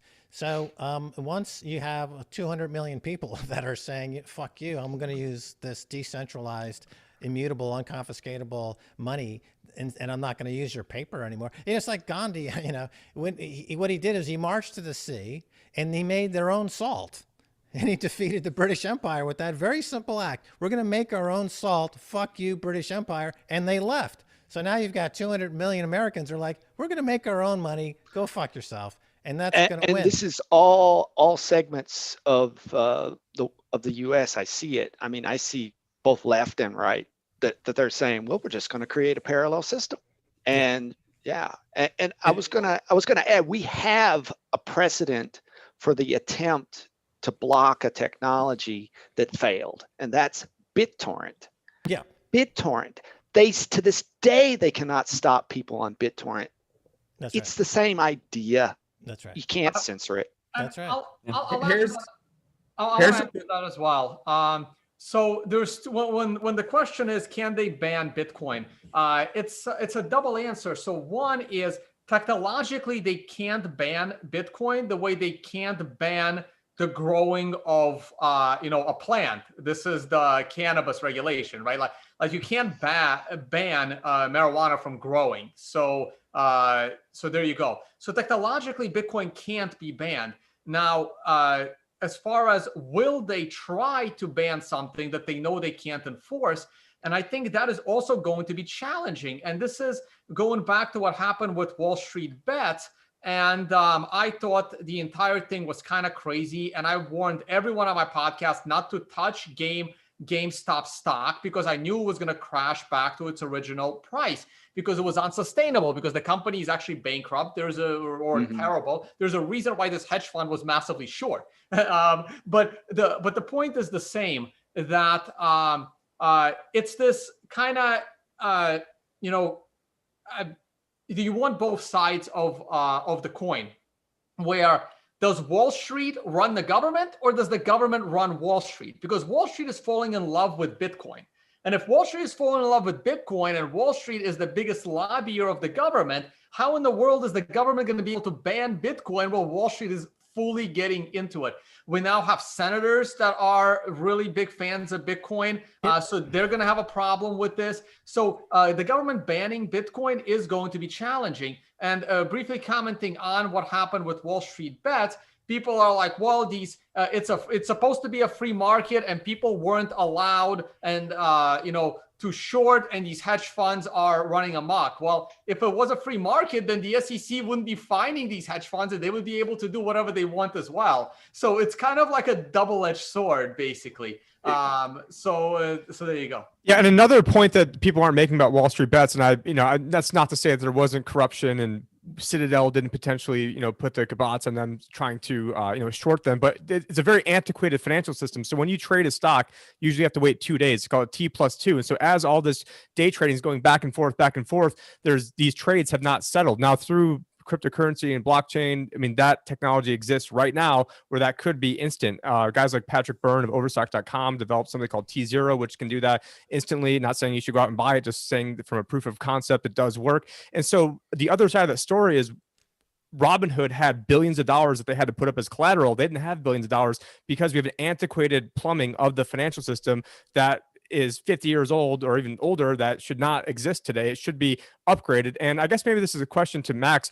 Do you think that Bitcoin in the future might be at the point where you could have a stock market on top of Bitcoin, where you could effectively have trades settling, instantly, or obviously not taking 2 days like the current legacy system is running? Right. Well, the blockchain is a ledger system, and so it's a ledger system with the keeping track of where the shares are located. Now, the thing about the Wall Street Bets and with Melvin Capital, there was a certain number of shares outstanding in that company, GameStop, and Melvin Capital had sold more stock than existed, right? So they were counterfeiting shares and selling counterfeit shares into the market for the purpose of crashing the price of GameStop. And so with a ledger system, a triple ledger system or a blockchain system, you can't do that. You can't commit that fraud. You can't commit that crime. Again, there is a law against it. It's called Reg Show, SHO. You're not allowed to naked sell stock that doesn't exist. But the problem is enforcement. Regulators don't enforce Reg Show, just like regulators don't enforce almost virtually every financial law in America. They just don't enforce it. So there is a company, Bruce Fenton, our friend Bruce Fenton is launching a whole brokerage based on this very concept of essentially tokenized stock, right? So stock as a token. And it's going to be a big business. It's not Bitcoin. It's something completely different. It's just using a blockchain technology to create a tokenized share issuance and trade stocks. And you're right, T0 was a first attempt at that. And to clean up, I worked on Wall Street for many years, and the thing about it is you've got brokers in the front office doing all the sales, and in the back office are the staff, reconciling all these trades. And that's that's like a huge friction in the system, and it's very, very costly, and it make a lot of mistakes. So that would eliminate all that from the process, and it would streamline the process and probably make it a lot more impactful. And Patrick Byrne actually spent $34 million to suing Goldman Sachs and to win 35 to prove that they were naked short selling him. And then now Goldman Sachs obviously wants to get in on the game and try to figure out how they can impose themselves in there to, obviously make money from this. But, there's a reason why the legacy system doesn't necessarily want this, is because, there's a lot of money to be made front running people and flash trading and screwing the average person out of money. I used to work for LPL. The PL stands for private ledger, and they actually forced me to resign from a 6-figure residual income because I wanted to give a speech on how people, this is back in like January of 2018, how if you made a bunch of money in Bitcoin, how you could sell it to different types of trusts and legally get out of capital gains and so on and so forth, trying to actually do what was in my client's best interest. And they made me resign, to then only later, they then ended up deciding to come out with their own blockchain fund, because the PL, the private ledger, was direct opposition to what Bitcoin is as a public ledger. So I know firsthand how the financial system, at first is fighting this, and now is, basically trying to figure out how to make money off of this. Right. Well, you have Robinhood. 40% of the revenues for Robinhood come from kickbacks to Citadel hedge fund, who bailed out Melvin Capital with capital that they got in from a bailout from the U.S. taxpayer. With Ben Bernanke on their board and Janet Yellen getting $810,000 a speaking fee. Who's paying Janet Yellen $810,000 for a speaking fee? So I mean, Robinhood obviously sells data to Citadel, who then uses the data to rip off Robinhood traders. And but the can't be that good. They banned. I got a question, and I think okay, so I know that Max is a fantastic Monte story, and I love Econ. I've been watching you for 8 years, Max.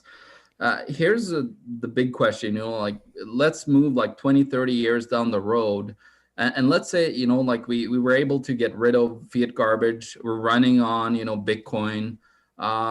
How can we prevent it from, because over time, every time throughout history, always centralized to decentralization. It's like a pendulum moving forth and back. Node operators, are you worried that, they could turn into the banksters, 20, 30 years down the road at all?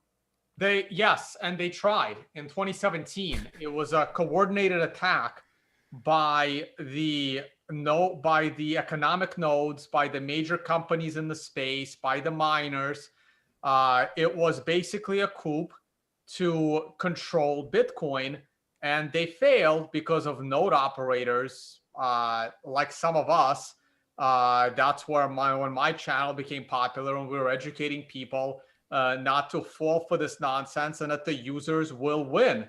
And a lot of people were scared that the users had that much power, and the users proved that they had power. So as long as people are able to run their own node, the system will stay decentralized. That's the number one most important thing.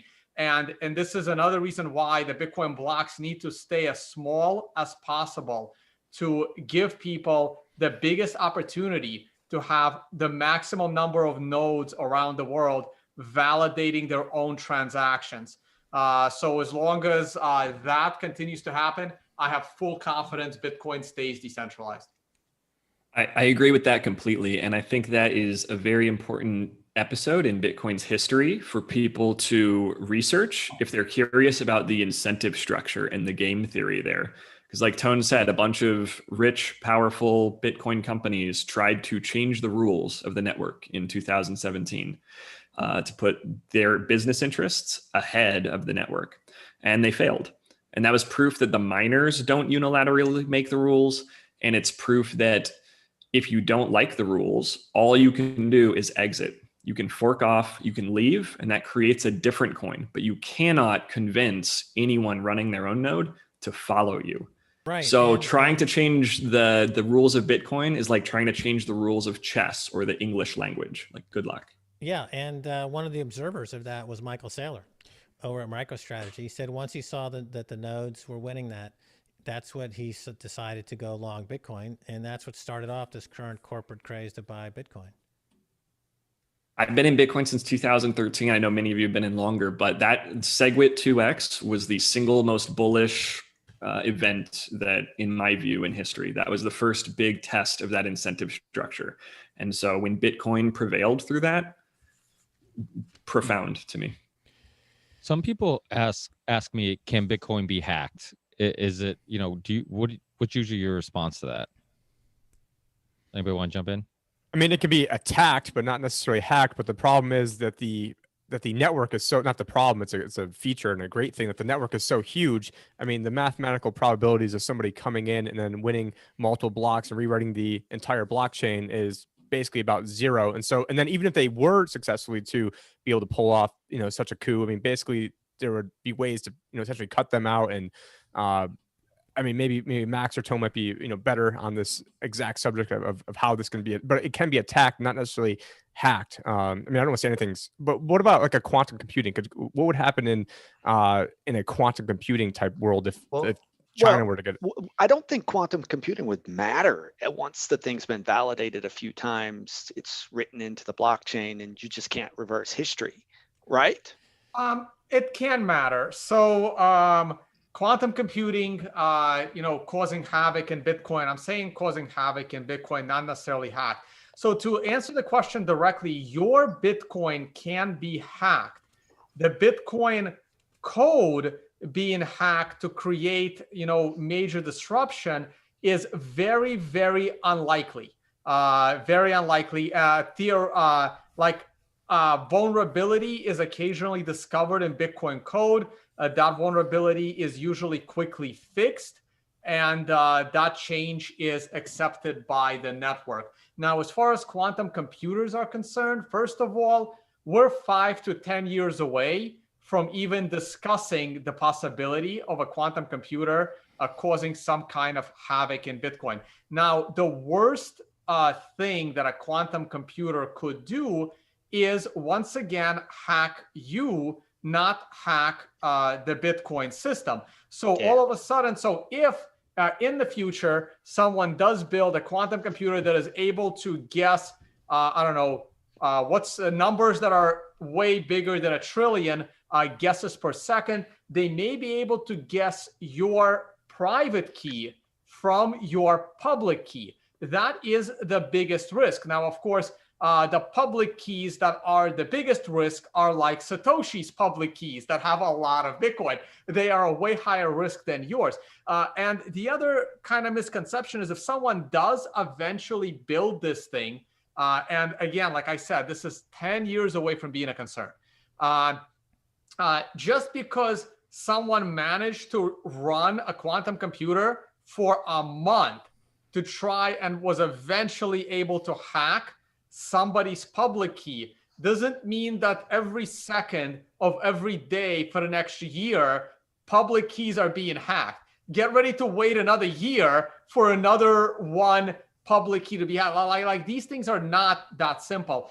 And 10 years from now, I'm sure someone smarter than me, definitely, and perhaps smarter than our current core developers even, will come up with an elegant solution to make it even harder to guess these. Anti-quantum encryption is a 20-year-old thing. There have been like models of cryptography that are quantum computer resistant, and I've read papers going back 20 years. I mean, it's not a new thing. So I'm not worried about quantum computers at all. It also comes down to cost. So there's a little bit of a red queen syndrome here. So the cost of, let's say, attacking Bitcoin is such where the resultant impact on the market, in my view, you would see the price start to go up. And because the market would say, well, someone's trying to buy it out, essentially, and that would increase the cost of the attack, and this kind of red queen syndrome, so that you can never amass the amount of money required to attack, particularly in these stages where Bitcoin is becoming the money. So once it hits the unit of account stage and it becomes the global standard, we'll just be swimming in Bitcoin. It'll just be the standard. So I think not in too distant future, this whole question will just kind of fade away as well. But if you can try to do it now, think about trying to the cost to attack, let's say 51% attack, last I checked, it was hugely expensive. So you'd need global coordination, multiple countries, and you'd need a simultaneity of attack, a synchronicity of attack, which I think would just set up a Red Queen syndrome anyway and fail. And before that happens, we're going to have ubiquity. So I don't see it as a risk. Guys, I got to jump off real quick. I love you all. This is the Union of the Unwanted never, ever lets me down. It's the best conversations on the internet. I love everybody here. Thank you guys so much. Thanks, My Sam. dog's going to shit in the Thank apartment you, Sam. if I don't take Later, off. Sam. Thanks, guys. Thanks, Max. Thanks, Hotep. Thank all you guys for coming on. I really do appreciate it. You guys are the best. And when Tone says that we're 5 years away from thinking about it, it sort of reminds me of the Federal Reserve, that they're not even thinking about raising rates. So that's what I was thinking about when he was saying that. So look, people really underestimate how challenging mathematical exponential scaling, solutions are. And they also, on the flip side, they underestimate their problems.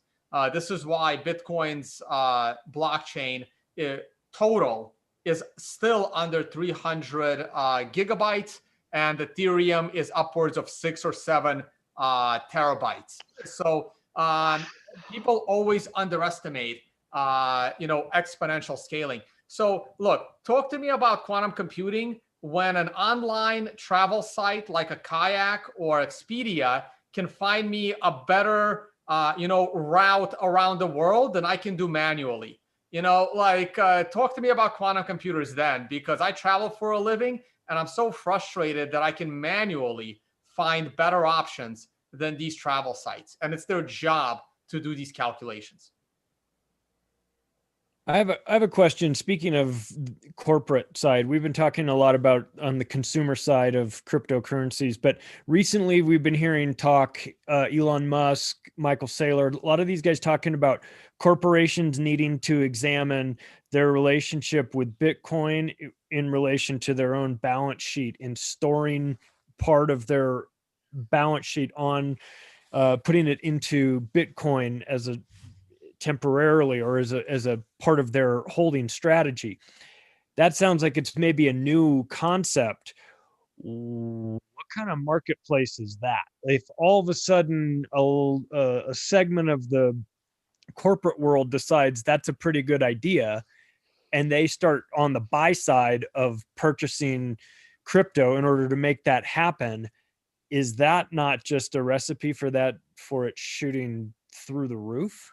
That's not even the biggest recipe, but yeah, I mean, the bigger recipe is when central banks start doing that, or once you find out other central banks are either mining it or acquiring it. But absolutely, I mean, I think at some point you're going to have every major company start off dabbling, having 1%, 2%, especially the investment firms. They want to be safe and have 1 or 2%, but then that's going to then create this arms race, and we're going to see from getting up from 50,000 to 100,000. It's just going to be like this exponential curve, in my opinion, not investment advice, because I am a financial advisor. So I got to make that caveat here, because the SEC wants to go after small people like me and not people like Bill Ackman going out there and shilling different investments that he has, or they go after the Wall Street bets guy and instead of the actual players in the system. But I think absolutely it's going to be a major catalyst. There's rumors now of Apple potentially looking to put $5 billion, which is only like 20 days of cash flow for them, into Bitcoin. And so I think this is just the beginning. But like anything, I mean, and a lot of these companies aren't going to want to announce this obviously until after they've already done it, because if they're telling you that they're going to do it, then by then the prices are going to go higher. So it's going to be the stealth move. Yeah, Tim, they're forced to, because it's an inflation hedge. They gotta have to hedge themselves against the fiat currencies that are collapsing right now. Because if you look around the world, like I look at every single central bank around the world, massive programs of interventions. Norway's central bank has bought 4% of the stocks in Norway and Oslo Børs, for example. You got governments utterly stimulus to try to fix the fake crisis that they created. So this is just to start, but I think like what we're going to end up with is, a time when we have to actually like change the Bitcoin algorithm, and we're going to have to add zeros after the 8, Satoshis that you have. You might have to have 16 to have enough units to be able to, do transactions with each other, because there's going to be, like, this is the world reserve currency. I wrote a piece on it in 2018. predicted. I was hoping in 2019 that, central banks and corporations will get in, but I was a little bit late, a little bit early to the show there. But this is basically the death of fiat around the world. What I would be very interested to see, though, is like, how can we have, because throughout history there's been multipolar reserve currencies kind of thing, they're used in certain subsections of the world. Like, can we get around that? Like, will there be like Litecoin and others that are using that to because a monopoly, a one world currency, has never really existed in the world. Like, not even the dollar has been a one world currency. What do you think about that, Tone and Max? If I can take a quick swing at it, I think it'll converge on one currency. I think one global currency is the simplest configuration. And it's counterintuitive to us because for all the time that we've been alive, we've lived in this world of multiple currencies, fiat currencies. But that's not really a natural state, right? Like, before there were fiat currencies, there were different monies, seashells and gold and silver, but that was kind of a function of like where in the world you happened to live and where those things happened to be available.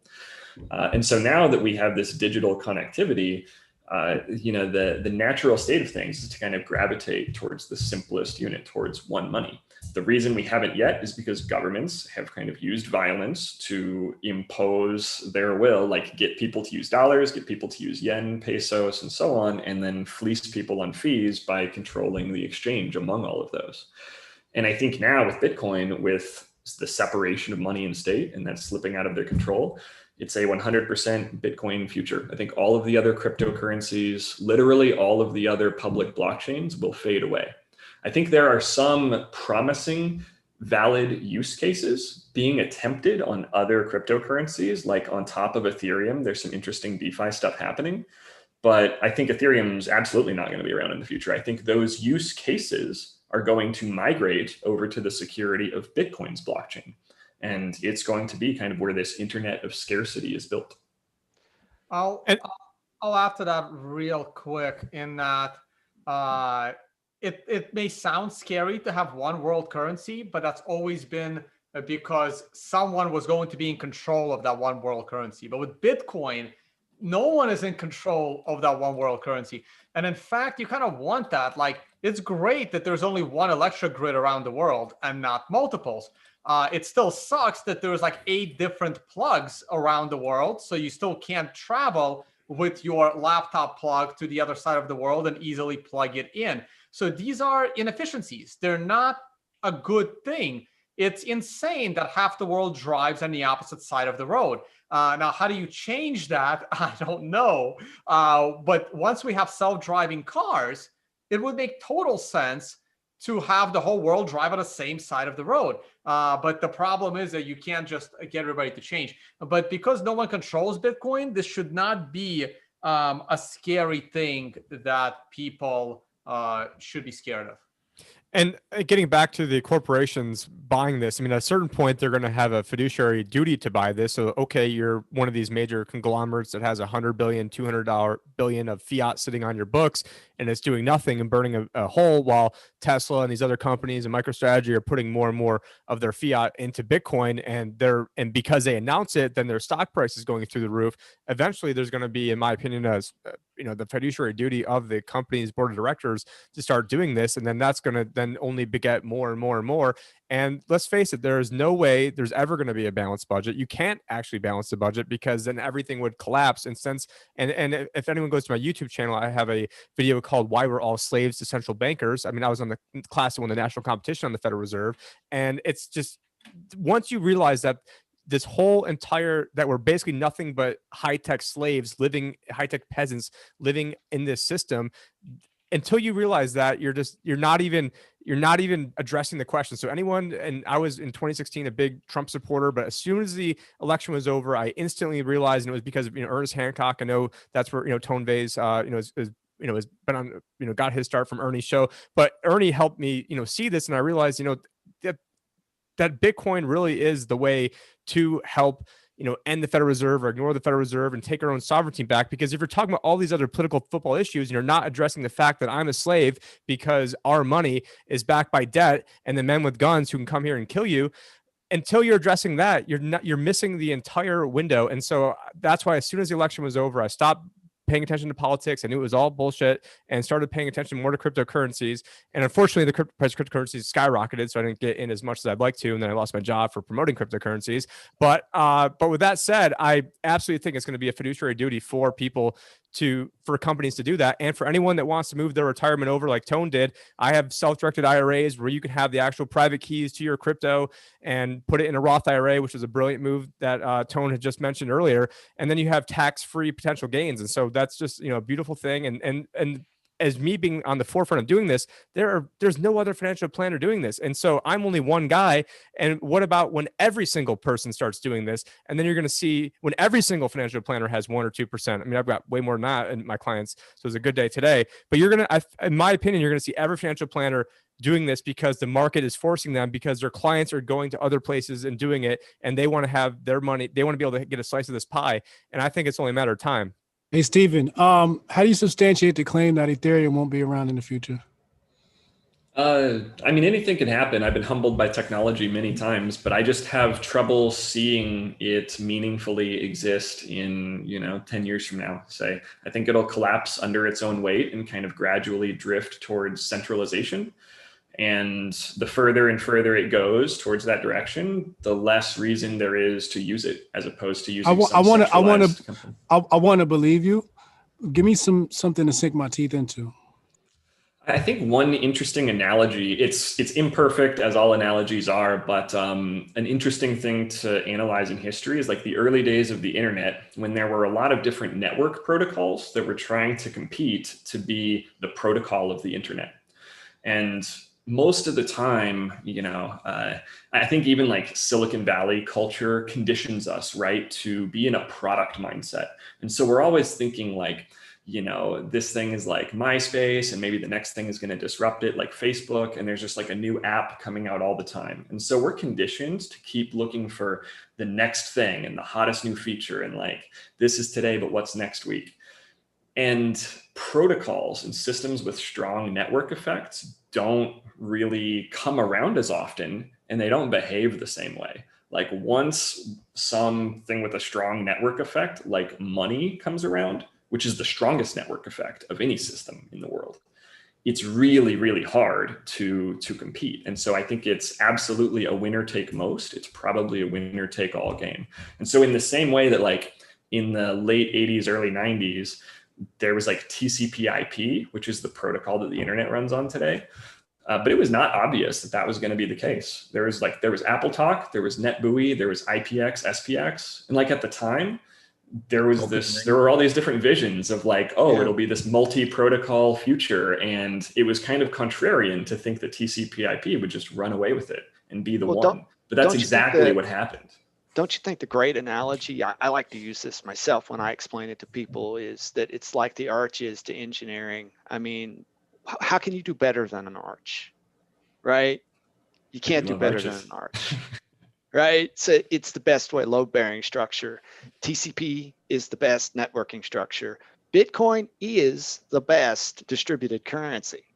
Period. Well, we created a and I think like architecturally, like building up in layers is an underappreciated concept. Like that's how the internet had so much success. Is TCP/IP came into existence and it got a foothold, and then it just like kept doing what it did. It didn't change. It was just this predictable foundation that then people could build on top of at higher layers. That's what Bitcoin's base layer is now. It's this predictable foundation for people to build on. The arch is an example. If we go geometrically, then like a hexagon is also like the best. There's a reason why like a beehive is in hexagons, because they have to maximize the amount of honey while minimizing the amount of wax to store that honey, and it's just unnaturally occurring. It's emergent. It's emergent. Yeah. And but I'm going to answer it slightly differently in that it's not whether Ethereum will last or not, it's whether Ethereum is interesting or not. And to me, Ethereum is not interesting at all. And the reason why Ethereum is not interesting to me is because I don't see it as a decentralized network. Ethereum has leaders. You can name the leader. but there are other leaders. But more importantly, it goes back to the point I said earlier, where as long as I see Bitcoin as having a large amount of nodes that are in control, the users are in control. Ethereum doesn't have that because it's almost impossible for a user to run his own node to validate his own transactions. So a user of Ethereum is always at the mercy of a higher power processing his transactions. And that's why Ethereum is as interesting to me as a Microsoft SQL server. To me, they're equally interesting. It's just that Ethereum happens to create its own money for no reason whatsoever. They could just, charge their users and have a better Microsoft SQL server. Awesome. Guys, I got to jump. I just want to say thank you very much for the conversation. Very educational, and I enjoyed this. Have a good night. Hey, coming. Thank you. Good talking to you, man. And just to let you know, after the show, all the participants, they get links to the video, audio, and everybody. It's open source. So it's kind of like in the idea of Bitcoin. All the Union of Unwanted shows, when we started it, I had this passion of keeping everything open source, share it anywhere you want. Getting these conversations out there are much more important than trying to force traffic to any specific spot. So everybody's going to get the show, and you can post it anywhere you would like. So we'll send that to you.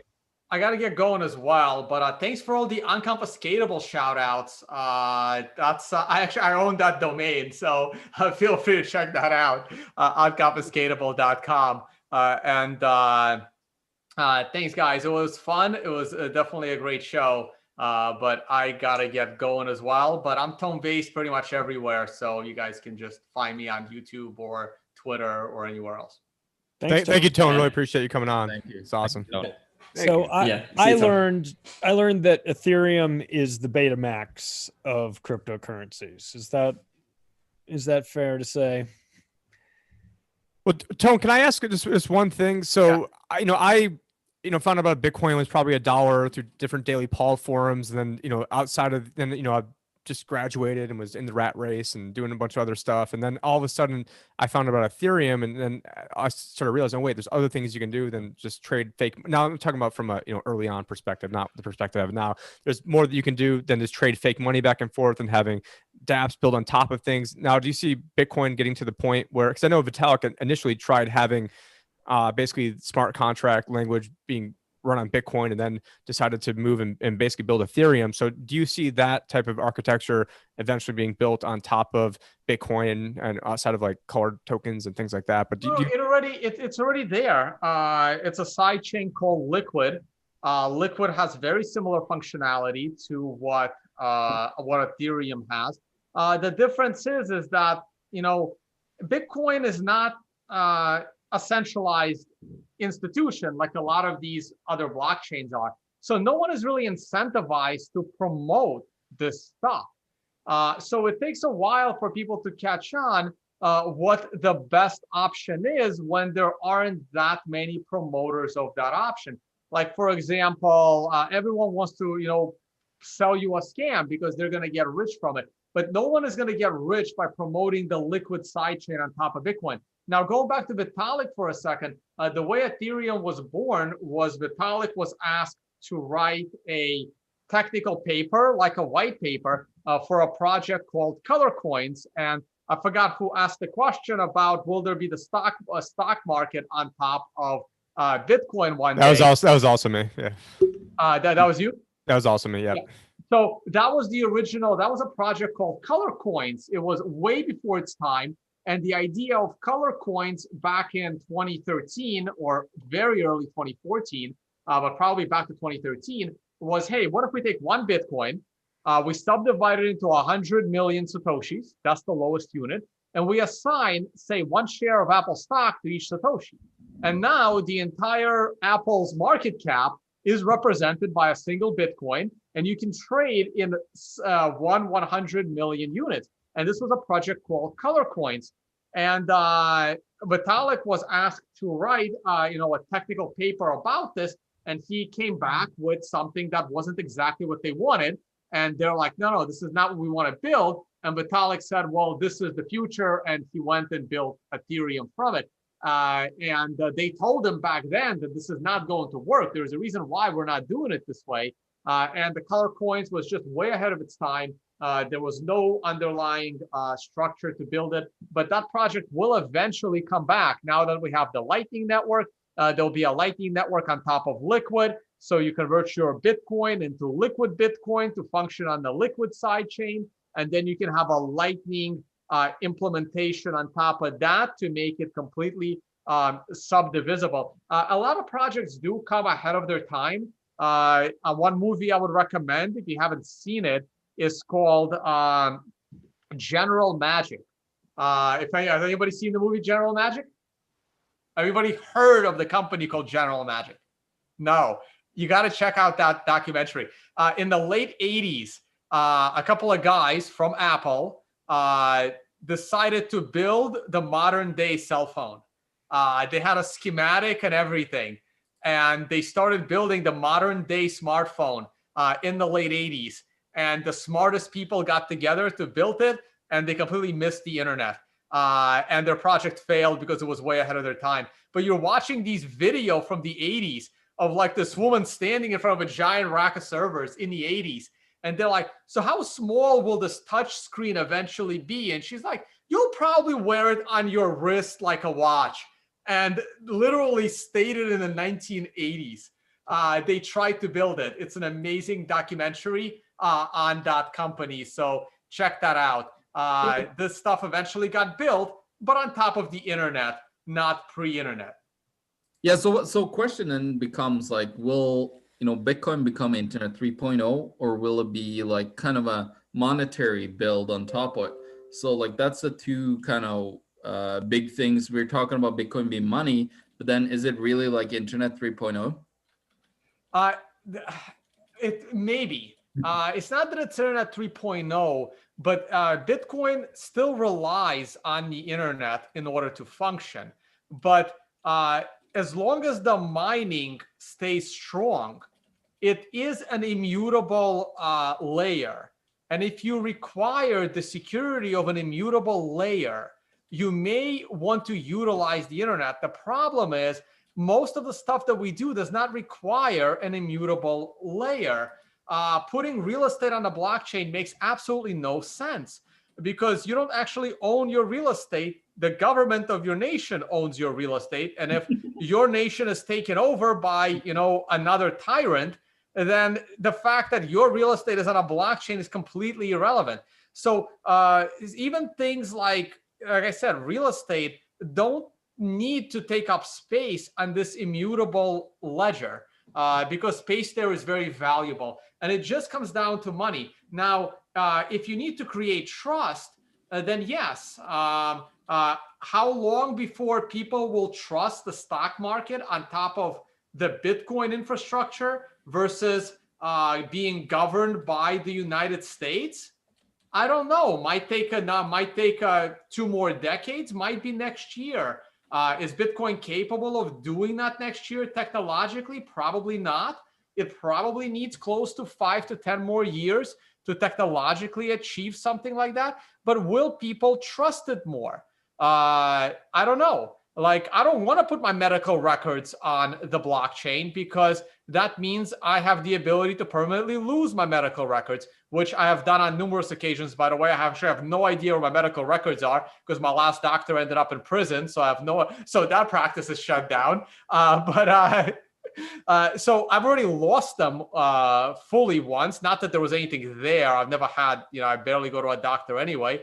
But the point is there are things that don't belong on an immutable ledger. And so far, other than unconfiscatability of money, it's very difficult to, and I'm a Bitcoiner, and even I have challenges providing a use case other than money that needs to be this immutable and this censorship resistant. If you are in a nation that has some kind of rule of law in place. And if you're in a nation that doesn't have a rule of law, then you barely have internet there anyway, and it's totally, censored and controlled. So it's challenging to come up with use cases right now, but we'll see what happens in the near future. as America is losing its 100-year grip as the world reserve currency and the only superpower. What happens next? I don't know. But Bitcoin has had this unique ability to solve its problems just in time. Reinvent itself, just in time. Like I'm sorry, but like $5 transactions are not a priority for anyone in the Bitcoin space right now. Unconfiscatability, censorship resistance, making sure that there isn't a hostile takeover, getting Taproot in, getting it some more privacy. There's just more important things. I know Mark Edge said yesterday there are all these transactions are happening on other chains, not the important transactions. All the important transactions are happening on Bitcoin. So I really don't care about the $5 transaction right now, but when it's needed, Bitcoin will handle it. I do want to thank Kingsley's mom for just giving me a $5 transaction on Float.app, but she said it cost $5. No, she really did. I wasn't trying to make a joke on Float. But Tone, what about like Monero, something privacy coin? Do you see privacy coins having a use case? Given how basically egregious totalitarian governments are around the world. I don't. I mean, Monero continues to drop in value against Bitcoin.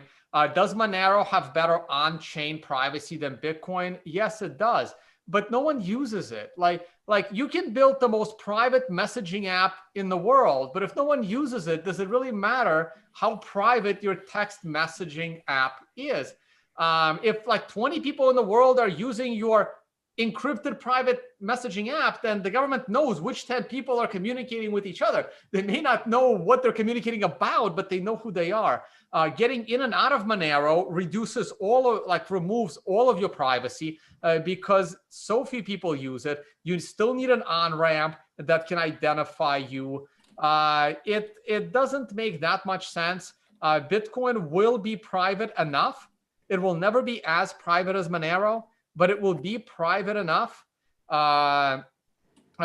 It'll be private enough in transactions when you need them. And the next upgrade in Bitcoin will make privacy easier to build on top of Bitcoin. Wallets will have mixers in them.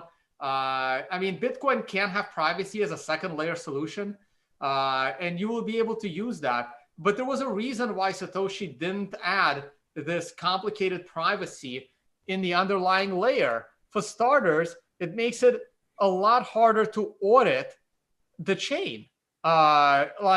We know exactly how many Bitcoin there is. And while we're assuming how many Monero there is, the privacy of Monero makes it a little bit complicated and potentially scary that you may not know if something is happening under the hood that you can't see.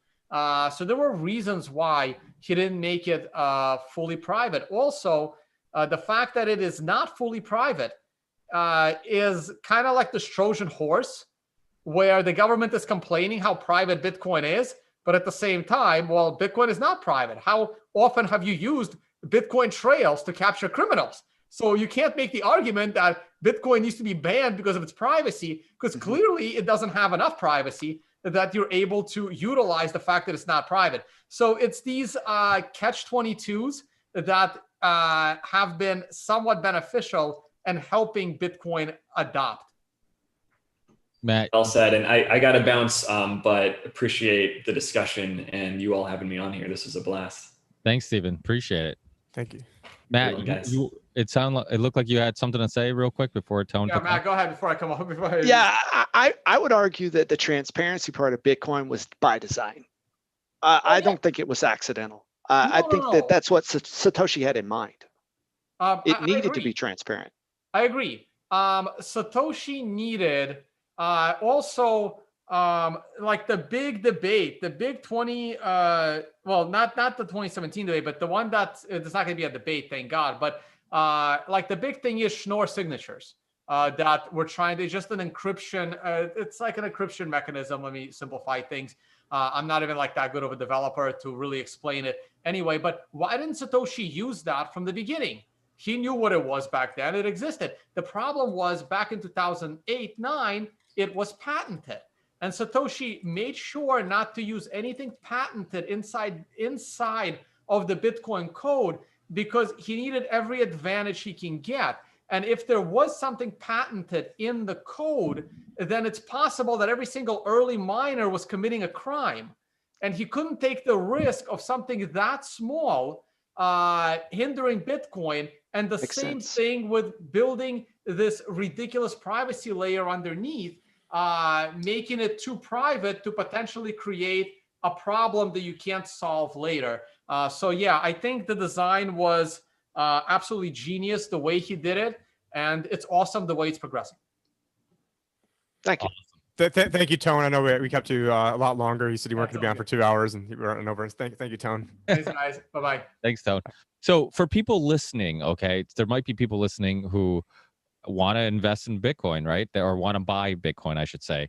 The people who are still on, what's the best way of going about it? Because somebody like myself, who probably contributed a little bit to raising the value of Bitcoin, wasn't smart enough to buy some prior to the show. So if I want to do it after the show, what's the easiest way? Because there are people, that's a question I get a lot. It's like, okay, how do I buy a Bitcoin, and do I have to buy a full Bitcoin and those type of things? Because I think that is a little deceiving too. People look at the price of Bitcoin, they're like, oh, I can't buy one now, I can't afford it.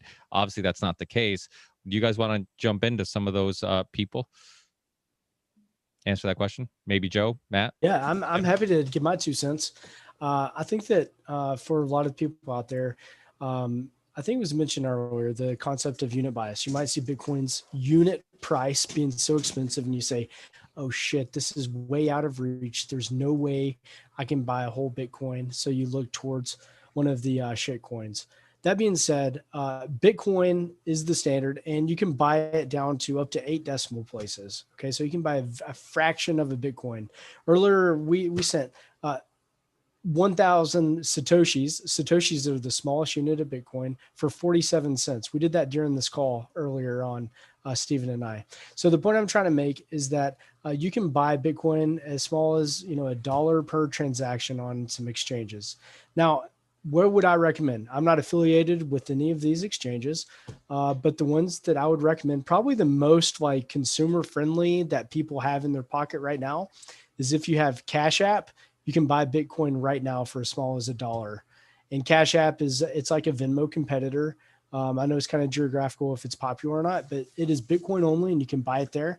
What's neat about it and what's important feature of buying Bitcoin on these exchanges is the ability to take the Bitcoin off the exchange. So our friends at Robinhood, they've had a lot of notoriety over the past couple of weeks, but you can buy Bitcoin on there, but you cannot withdraw it off of the exchange. And so if you buy Bitcoin, it's actually held within the walled garden at Robinhood. That's also the case for our friends at PayPal.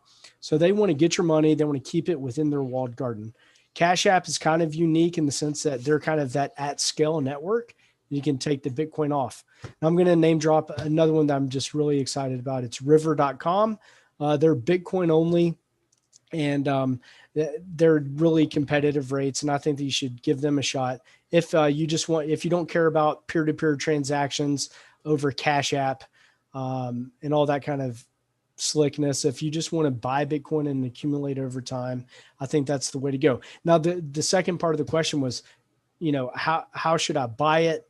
And I think that comes down to you as an individual. I think as a Bitcoiner, the best time to buy Bitcoin was yesterday. And I have a hard time sitting on any sizable lump sum of cash because I want to accumulate as much Bitcoin as possible. Now, I know Bitcoin is very volatile, right, in terms of US dollar. But if you zoom out, and by zoom out, I mean if you look at it at a longer time period scale, Bitcoin over a 4-year period, it's never gone down in value. So with that being said, if you have a sizable lump sum money, obviously reach out to a financial advisor and figure out what's right for you. But I would say, buy some Bitcoin, get off of zero, and then probably look into something, a concept called dollar cost averaging, DCA. That's the concept of kind of like, set it and forget it on the rotisserie chicken on your countertop.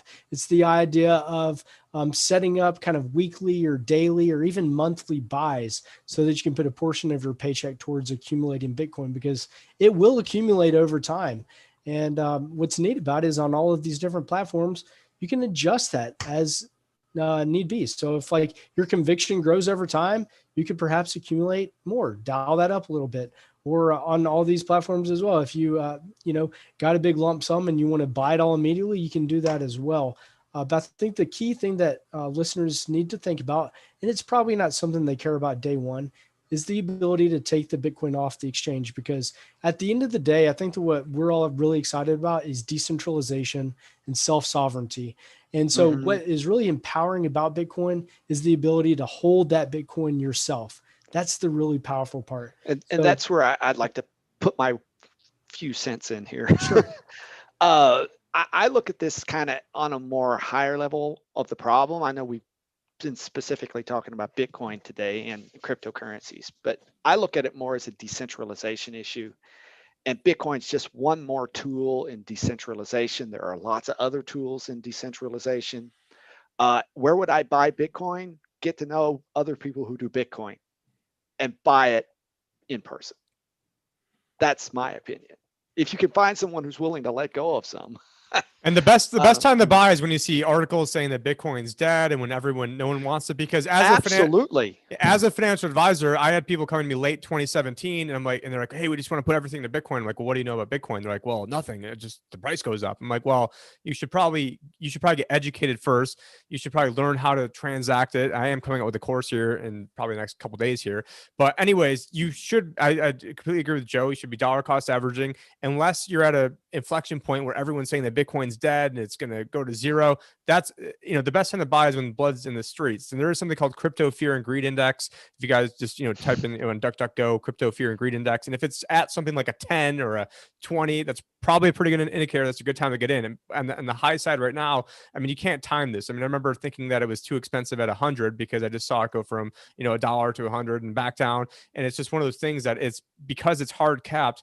And because central banks around the world are going to keep printing money for the rest of our lives until they blow themselves up, in my opinion, there's pretty much no place for it to go but up. However, it's going to be a very bumpy, very rocky, extremely volatile ride. And the weak hands who jumped in late 2017, a lot of them jumped right back out. And that's just the cycle of what happens. People need to get educated on this. And if you need to talk to a financial advisor, I'm probably the only one out there that does this and has, the street cred of, willing to lose my job over this 3 years ago right after the price crashed, knowing that was the best time to get in. But unfortunately, people only hit me up when it skyrockets, 300%.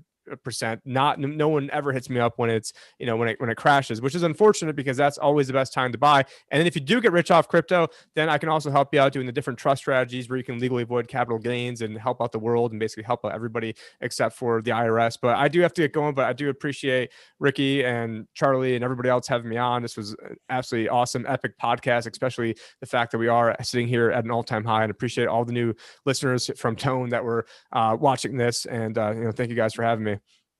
Thanks. And thanks, Tim, for helping book some of the guests too. We appreciate it. It's awesome that this community has really become a community where everybody helps out. And I really do think we're making history, at least podcast history. So yeah, thanks, Tim. I really appreciate it. Is there any other like basic questions you think that we should ask before we wrap up? Because I know now, because of all the popularity of Bitcoin, and like I said in like probably 3 hours ago, that the show has or the Bitcoin has been kind of a household name, and people are constantly talking about it now.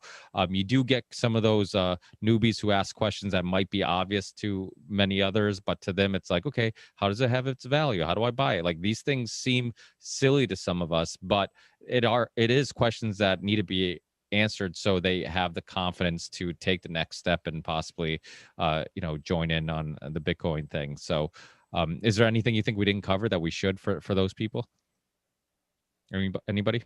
Charlie and I aren't really Bitcoin experts. So no, I mean, this is why I'm glad you're right. We're not Bitcoin experts. I mean, I have no excuse for not being in Bitcoin. It's not like I wrote a fucking book with Jeff Berwick who is telling me to buy it every single day. Look, I get it, man. It's awesome. It's everything about it is great. The only problem with it right now, you can't buy lap dances, is that if you've been watching it when it was at 4,000 and now it's 47,000, and you get that in your head and it makes you insane. And you go, I should have, would have. that to me is the biggest hurdle here. And also I think a lot of people maybe mistakenly think that you have to buy one full entire coin that's not dividable into smaller sections. But I think we address that, and anyone that I think that's really serious about actually buying any will figure that out pretty quickly in. But I think it's great to have everyone in, and I want to thank Joe for coming in, because his wife and I communicate on Twitter, and she's enthusiastic about it, man. She is all in on Bitcoin and wants me to know about it. And I know about it, and I don't deny it. And she is 100% correct. I am in agreement with her.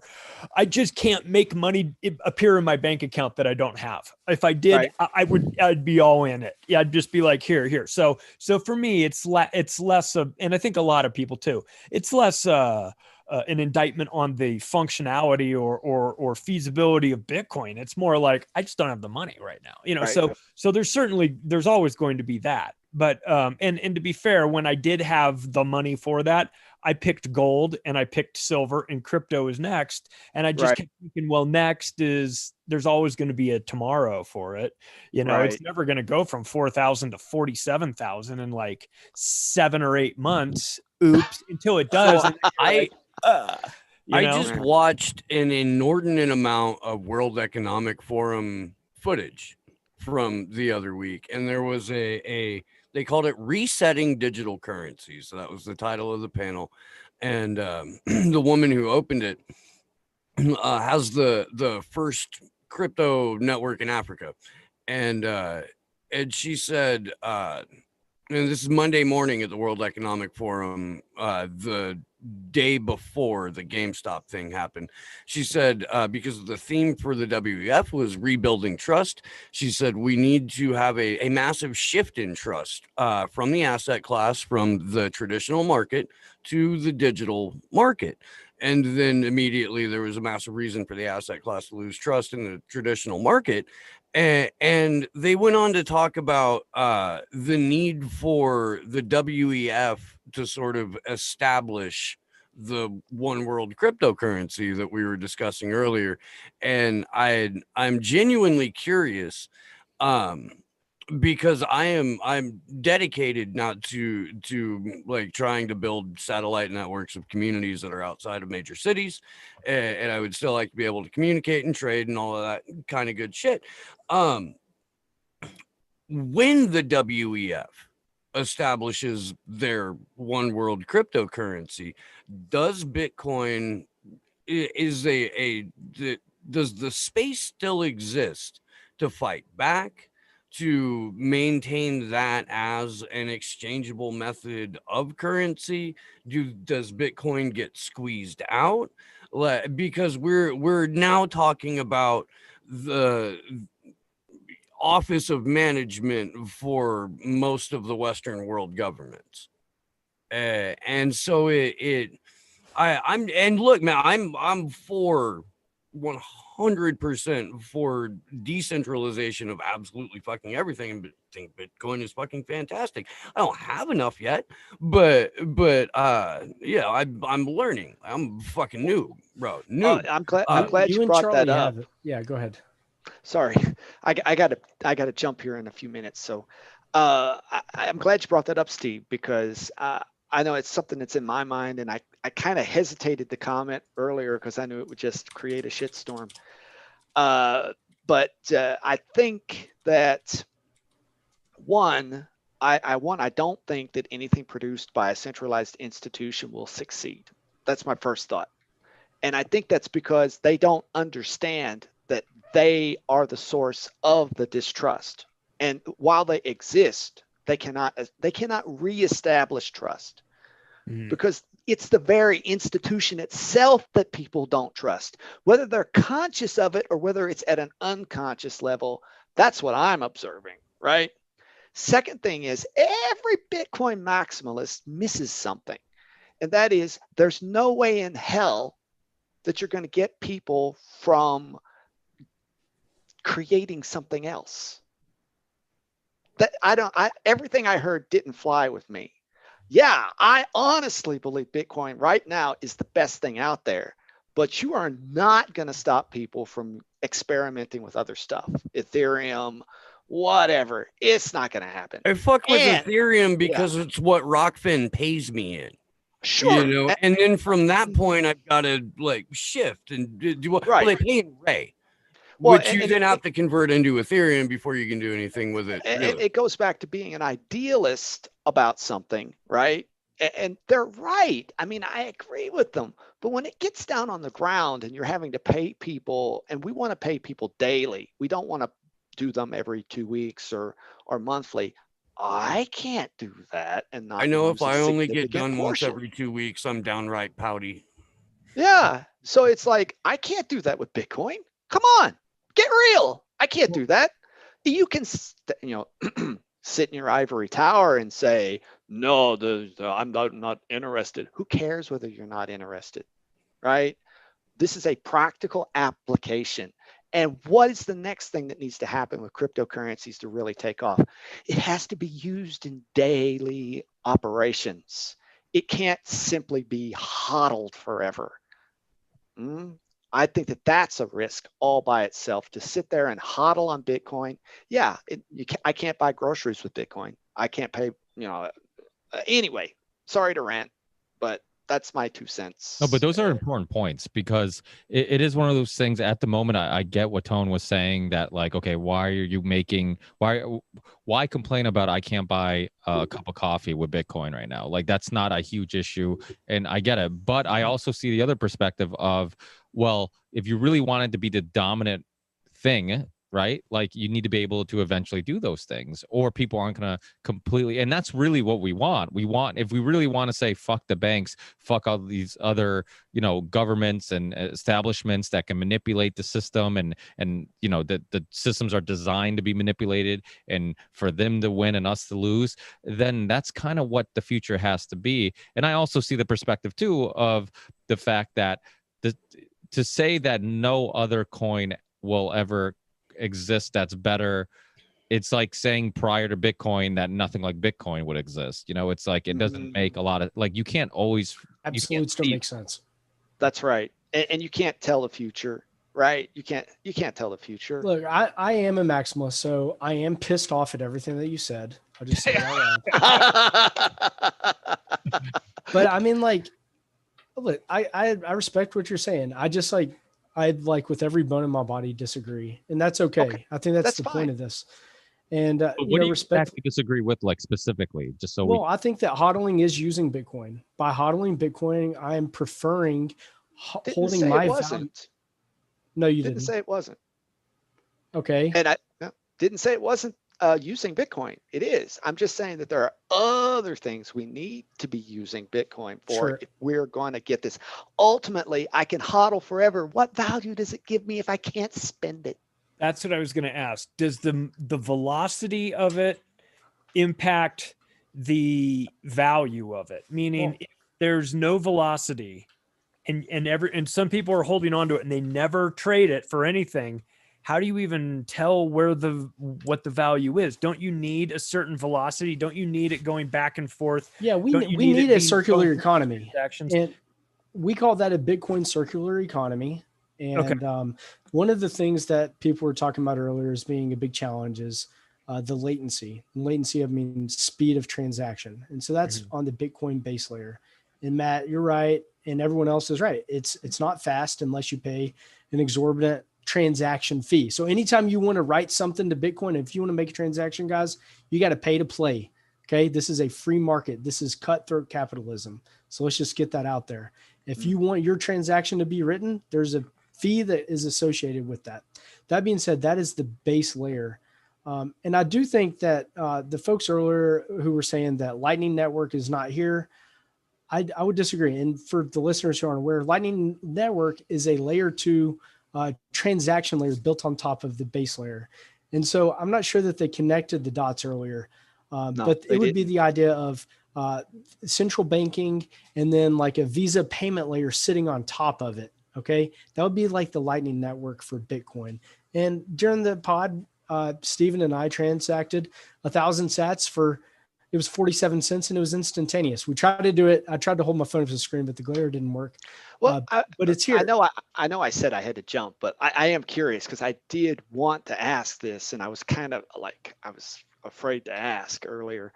I've been aware of Lightning, and I'm an advocate of Lightning because I know what you're saying, that it does solve some of these problems. But one, the Lightning team still says this is not ready for production use, don't they? Yeah, I think that they still say that it's beta, like Bitcoin is still a project. Yeah. But I mean, like in that same sense, fiat currency is only 50 years old. Bitcoin's now 20 years old. Lightning Network was released in 2018. And now we're seeing some really neat projects like Strike, which I'm not sure if you guys have followed in the news, but NFL player Russell Okung, through Strike, he's going to get a portion of his paycheck through Strike direct deposited to his bank account. And Strike has rolled out some really neat things to where via the Lightning Network, you're able to pay people per second over the Lightning Network based off. So we're going to see this big economy powered on Lightning Network. Yeah. I am really interested in Lightning because I do lectures with people on crypto and trying to educate them on crypto. And I've always present that Lightning represents a solution to a lot of problems. But my question is now, at this moment, if I wanted to pay my staff using Lightning Network, could they collect just right off the blockchain, or would they have to have a different wallet to do it?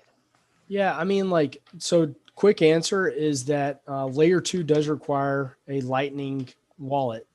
I think it is kind of complex, but we're getting there, Matt. Okay. I think so it's there. It's almost there. Yeah, sure. I think the way to look at it is that Bitcoin's base layer is like a savings account, and that I would see Lightning Network like a checking account for smaller transactions. So for me personally, if I was getting a paycheck, if you're paying someone, for a 2-week period, I would want a Bitcoin transaction. I wouldn't want it in Lightning. I'd want that to go straight to cold storage in one of my hardware wallets. Now, if I'm going to buy a freaking latte, I don't want to wait 10 minutes. So I'm going to put it on Lightning Network. But I think the user interface problem is it's getting a lot easier. And we're seeing wallets that can handle either transaction natively by scanning the QR codes. So it's getting there, Matt. But I mean, again, this was white papers released in 2018. And look how rapidly. Like you say, I was reading this stuff back in 2018 and I was excited about it. My next question is, okay, we got to have our own wallet for it.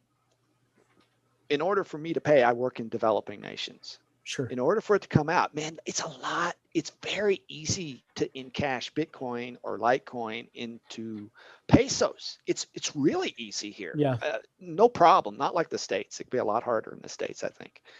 Well, that means that I have to find someone who supports a Lightning wallet that they can cash out into spendable money, because they can't. Nobody's trading in Litecoin. It's a tough challenge. And I brought up Strike already, and this is kind of like our darling company for Bitcoin that we're really excited about. And one of the reasons we're so excited is because the founder is like 23 years old and he's a fucking genius. His parents own like pot dispensaries in Colorado. They were like founders on the Chicago stock exchange. So they understand financial markets.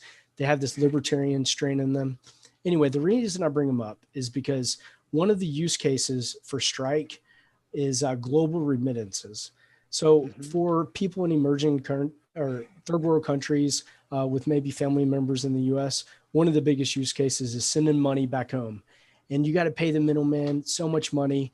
There's, in many cases, in some of these really shitty parts of Latin America, there's like gangs that operate these fucking like Western Union depots, and they will beat your ass if you come out of there, and they will steal your cash. So one of the things that they're trying to solve with Strike is global remittances. So they've partnered with Bittrex, which is a global crypto exchange, and they are allowing global remittances. So it'll transfer in and out of Bitcoin from US dollar into like US Tether, or even to native currency that they can hold in their native country. So from the UX, you can spin up a Strike wallet and declare your local currency so that you can hold it on your end. But I mean, like, look, it's a challenge. And I think that we're still early, getting people to accept Bitcoin. I think it's a self-fulfilling prophecy. People are going to want to hold Bitcoin more than anything else. It's just a matter of time. Like I said, I'm all on board with using Bitcoin, having it a long-term storage, but I want to start doing something now. I would recommend you, if you want to get started with Lightning, download a Lightning wallet, and you can literally deposit your Bitcoin main chain to a Lightning wallet, and you can have Lightning Satoshis. See, the other thing that I didn't bring it up in the show, but my company, Content Safe, is also sponsoring projects for mobile computing.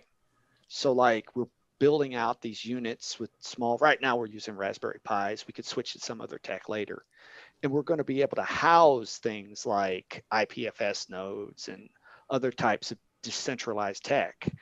And I know that Lightning nodes are something that might be viable to put on one of these, perhaps, maybe. Yeah, we've got a emerging class of hardware, I guess, node software stacks that are being built that are Tor enabled from day one, that you can spin up a full node, a Lightning node. And even there's companies that are emerging that are building, first class privacy enabled nodes. So you can have your own private cloud that's behind Onion and Tor technology. Exactly. So I mean, like, what we're looking the Bitcoiners are all about this. You guys want decentralization. You want to say, fuck you to the state, fuck you to central banking. This is what Bitcoin is about. And Matt, I hear you. I think that there's challenges, but it's getting better very, very quickly. And I would I'm definitely not walking away. Matt, download the wallet, connect with me on Twitter, and I'll send you some Bitcoin over Lightning Network, and you'll see how amazing and how fast it is. You're going to be blown away. Cool. Thank you. Yeah. Well, I got to run. Thank you, guys. Yeah. Thanks, Matt. We're ready to wrap it, Ricky. Yeah. I'm glad to have this time with you guys. You guys are rock stars. Joe, I'm glad you were able to jump on. It was when we started talking about doing the crypto show, I was like, I know somebody that wants me to talk about crypto. It's your wife. There's one fan out there, Clancy, my wife. Yeah, she's a huge fan. But you guys had some rock stars. I think that they can probably elaborate better than me. They've been around longer.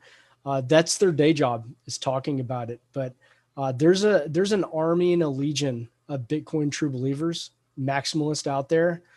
And we're not selling our fucking Bitcoin. These central bankers can shove it up their ass. All these corporate types are going to be coming trying to take our Bitcoin, and they're not going to get it. You're still early. Bitcoin is designed to pump forever, and number go up, guys.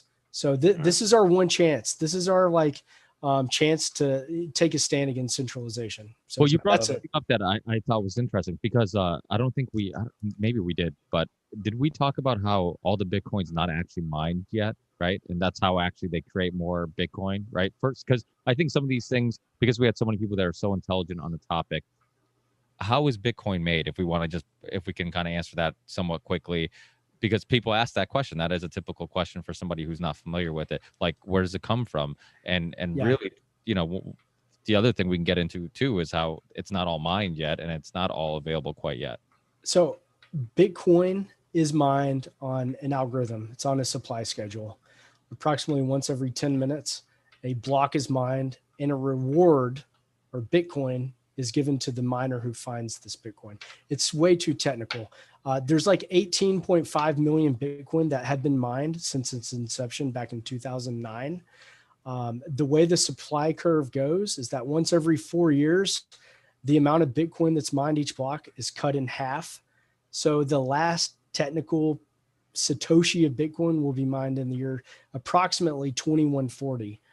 That's because right now it's 12.5 Bitcoin is rewarded each block. Next cycle, it'll be cut in half to 6.25 Bitcoin. After that, 3.125. After that, 1 point whatever. So every 4 year cycle. So it literally creates the squeeze of amount of new Bitcoin that's available to the market to purchase. So I hope that wasn't too long-winded, but to answer your question, 18.5 approximately million have been mined, and every day about 900 new Bitcoin are mined. So the amount of Bitcoin that's available at any given time on the market is around 2 million Bitcoin. The rest of that Bitcoin, so 16 million, 16.5 million is sitting in hodlers' hands or in their wallets, not on exchanges, not for sale. So there's actually a very small amount of Bitcoin that is for sale at any given time. That's interesting. Yeah. Yeah. I think Steve, any questions you might have real quick before we wrap it up? No, I was just really stoked to see you had Vanessa Beeley on. She's a friend. Yeah, she was on the last. Ricky's buddies with her. Yeah, you had her on too, Steve. Didn't you just have her on? Yeah, she was on again on Sunday. Yeah. Yeah, I love Vanessa Beeley. She's Yeah, awesome. We had her on the Union of the Unwanted. The last we did an international. Was she the doctor?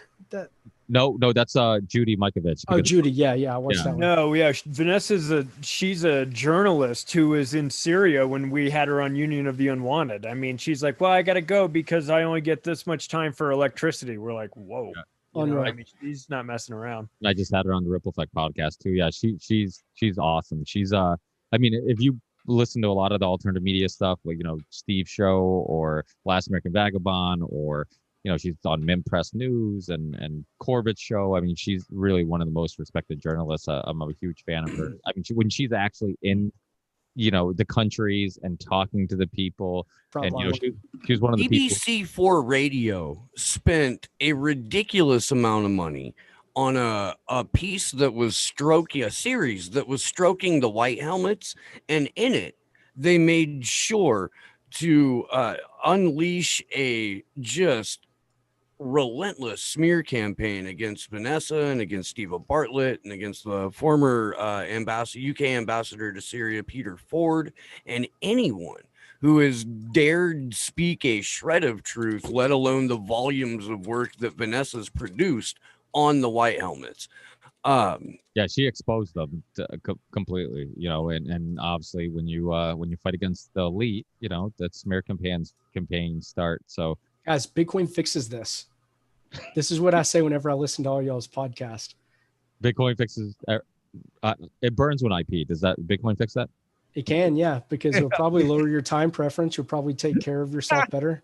I can probably think a way to connect it to Bitcoin fixing it. I think it goes from the lap dance, but you might be right. See, if Bitcoin fixes that if too. you were on a Bitcoin standard, you would not be throwing sats at strippers. Let me tell you, buddy. Give her way too valuable. I live in Massachusetts. That's fiat lifestyle.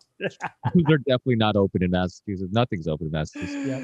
How long? This is the real question. How long till strippers take crypto? I don't know, man.